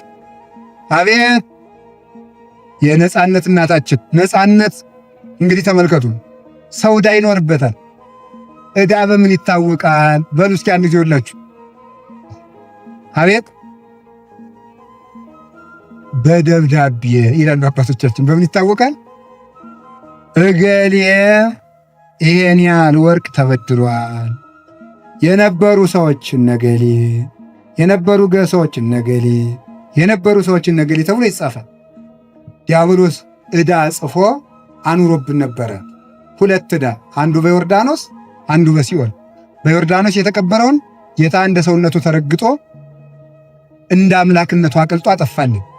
በሲኦል ያለውን ደግሞ በዕለተ ዓርብ በአጸደ ነፍስ ገብቶ በርብሮ ደምስሶ አጠፋልን። ወደምሰሰ መጽሐፈ ዕዳን አለ ቅዱስ ጳውሎስ፣ የዕዳ መጽሐፋችን ደመሰሰልን ያለውን ቅዱስ ኤፍሬም ደግሞ ወሰጠጠ መጽሐፈ ዕዳሆሙ ለአዳም ወለሔዋን፣ የአዳምና የሔዋንን የዕዳ ደብዳቤያቸውን ደመሰሰላቸው። በጣም ጥሩ። ዕዳችን በመስቀሉ ደም ተሰረዘልን ካልን ለመሰረዙ ደግሞ የደረሰኝ ደብዳቤ ይሰጠዋል ሰው በእውነቱ ማለት ነው። ከፍለሃል ተብሎ ዕዳችን ማን ከፈለ? ክርስቶስ። ለመከፈሉ ማስረጃ ሲባል አካላዊ ቃል በማኅፀኗ የተቀረጸባት እናቱን ደረሰኝ አድርጎ ሰጠን። መርገማችን ለማብቃቱ የተቀበልናት ከአምላክ የተቀበልናት የነፃነት ወረቀታችን እመቤታችን ነው። ዕዳችን የከፈልነው ሰው ዞሮ ቢመጣ የከፈልንበትን ጽሑፍ እንደምናሳየው ዲያብሎስ መልሶ በመርገም እንዳይዘን እመቤታችን እያሳየን እናሳፍረዋለን። ሊገድለን ለሚመጣው ሲኦል ሊያወርደን ለሚመጣ ሁሉ እመቤታችን እያሰምን እናሳፍረዋለን። አጋንንትን በእመቤታችን እንድናሳፍር አምላከ ቅዱሳን ይርዳን። የፍቅር የአደራ የጸጋ የሃይማኖት የድነት እናታችን ስለሆነች ነበረ ካረፈ በኋላ ጌታ ካረገ በኋላ ዕለት ሌሊት ከመቃብሩ እየሄደች ደምህን የከፈልክለትን ሕዝብ አውሬ እንዳይበላው ማርልኝ እያለች ስታለቅስ ነበር። አይሁድ ከመቃብሩ ስትመጣ በድንጋይ ውገሯት ብለው ጠባቂ ቢያቆሙ እሷ ግን እየተሰወረች እየሄደች ታለቅስ ነበር። ስትጸልይ ዛሬ ወርዶ እንደምታውቁት የምሕረት ኪዳንን ሰጣት። በስምሽ የታመኑ አስራት አድርጎ ሰጣት። የሚገርማችሁ እመቤታችን ተሰዳ ሳለ እንደነገርኳችሁ ቅድም ኢትዮጵያን ርስት አድርጎ የሰጣት በስንት ዓመቱን አልኳችሁ? ተሰዶ ሳለ ጣና ቂርቆስ 4 ወር ከ10 ቀን ተቀምጣለች እመቤታችን። በሌሎችም ገዳማት በደብረ ሊባኖስ፣ በአክሱም፣ በአሰቦት፣ በደብረ ወገግ በእነዚህ ገዳማት ሁሉ ተቀምጣለች እመቤታችን። ገና ሳይኖሩ አስቀድማ ኋላ ለሚነሱ ቅዱሳን በእናቱ እግር እየባረከ ነበር የሰጣቸው ማለት ነው። ባርኮ ኋላ እንዲያውም ዋልድባ የሚበላውን ቋርፍ ቆፍሮ ሁሉ አቅምሷታል። ይሄማ ልጄ መራራ አይደል ብትለው ኋላ ልጆችሽ ሲበሉት እንዳይሰለቹትና ጸንተው እንዲኖሩ አንቺ ቅመሽላቸው ብዬ ነው ብሏታል። መራራውን ቋርፍ አባቶቻችን በልተው ጸንተው እንዲኖሩ ቀመሰ። ኋላ ዘመኑ ደርሶ ከጣና ተነሽና ሂጅ ስትባል እኔ አልሄድም፣ አይሁድ የዳዊት ሀገር ቤተልሔም አሰድዳኛለች፣ ይቺ ግን በሰላም አኖራኛለችና ከዚህ አልሄድም አለችው። አይ ቃል ኪዳኑ ደም መፍሰሱ አይቀርምና እንሄዳለን፣ ነገር ግን ይችን ሀገር ርስት አድርጌ ሰጥቼሻለሁ ብሎ ከስደት ስትመለስ ርስት አድርጎ እኛንማ ሁልጊዜ ነው የሰጠን። ደግሞ ኢትዮጵያውያንን ማምላክን እንዲሁ ዝም ብሎ ኢትዮጵያ ትላላችሁ እንጂ ይላል አንዳንዱ ዝም ብሎ የአእምሮ ስደተኛ። ኢትዮጵያ ትባላል። ኢትዮጵያ ምንድን ነው? መጽሐፍ ቅዱስ ላይ 40 ጊዜ ስለተጻፈች ምን ሶርያም ትጽፋለች ይላል። ሰርቋል ተብሎ የጻፈና ሰጥቷል ተብሎ የተጻፈ እኩል ነው እንዴ? ነውር እኮ ነው ማምላክን። ኢትዮጵያ እኮ የተጻፈችው እጆቿን ወደ እግዚአብሔር ትዘረጋለች ነው እንጂ ኢየሩሳሌምን ትበረብራለች ተብሎ አይደለም የተጻፈ። ስለዚህ ተመልከቱ፣ የተጻፍንበት አካሄድ እኮ ይለያል። ወይ ደነግጻ ተመልከቱ። አይጻዳት ኢትዮጵያ ትንቢተ ዕንባቆም ላይ የኢትዮጵያ ድንኳኖች ይጨነቃሉ ነው የተባለ። የኢትዮጵያ ድንኳኖች ይጨነቃሉ። ድንኳን የተባለ ልብ ነው። ይገርማቸዋል። ልብ ነው። ኢትዮጵያውያን አምላክ በእንግድነት ሲመጣ ተብረክርከው ይቀበሉታል ማለት ነው ትንቢቱ ማለት። በስደቱ ጊዜ ያሳረፍ ነው። ስለዚህ ነው። ስለዚህ ኢትዮጵያውያን ለእመቤታችን 2 ጊዜ እንደ ዓለም ከመስቀሉ ስር ተቀብለናታል። እንደ ስደቷ ደግሞ በ2 ዓመቱ የተቀበልናት የርስታችን ቃል ኪዳን ናት። ስለዚህ ኪዳነ ምሕረት ያንን ለምና ዛሬ ደግሞ በየካቲት 16 ምሕረት ስትቀበል አብረን ምሕረት የተቀበልንበት ሰኔ ጎልጎታንም ሰኔ 1 ቀን ጸልያ ስትቀበል ተቀብለናል። ሰኔ ጎልጎታ ቀላል ጸሎት እንዳይመስላችሁ። የአቡነ ደብረ ሊባኖስ 3ኛ የመንፈስ ልጅ እጨጌ ፊልጶስ ሰኔ ጎልጎታ እየጸለዩ እሳት ያጠፉ ነበር። ታላቅ ጸሎት ናት በእውነቱ። ቢያንስ ብትችሉ በ16 ጸልዩዋት። ስለዚህ ደግሞ እዚህ ደግሞ አዲስ አበባ ደግሞ ሐመረ ኖህ ኪዳነ ምሕረት አለች። ሌላም ብዙ ኪዳነ ምሕረት አለ። ግን ሐመረ ኖህ ለምን እንደተባለች የቤት ሥራ ሰጥቻቸዋል። እንጦጦ ኪዳነ ምሕረት ለምን ሐመረ ኖህ እንደተባለች እሷን ሰጥቻቸዋለሁ። ኪዳነ ምሕረት ቀድሞ ኖህን በጥላዋ አሻግረዋለች። እኛን ከጥፋት ደግሞ ከመርገም ኋላ ሰው ልጇን ሰው ሲሆን ወልዳ አድናናለች። ከዚያ ቀጥሎ ደግሞ አዲስ አበባ የሚጠፋውን የሚነሳውን ማይበል ደግሞ እሷ ታድነን። አሜን በሉ እንጂ እውነት እውነት የምነግራችሁ የትኛውንም ማይበል የምታሻግረን ኪዳነ ምሕረት ናት። ድነትን የምትሹ ምዕመናን በሙሉ ገነትን የምትሹ ክርስቲያን በሙሉ በእንተ ማርያም መሐረነ በሉ በእንተ ማርያም መሐረነ በሉ በሉ አብራችሁ ድነትን የምትሹ ምዕመናን በሙሉ ገነትን የምትሹ ክርስቲያን በሙሉ በእንተ ማርያም መሐረነ በሉ በእንተ ማርያም መሐረነ በሉ። ስለ እናቱ ብሎ ይማረን።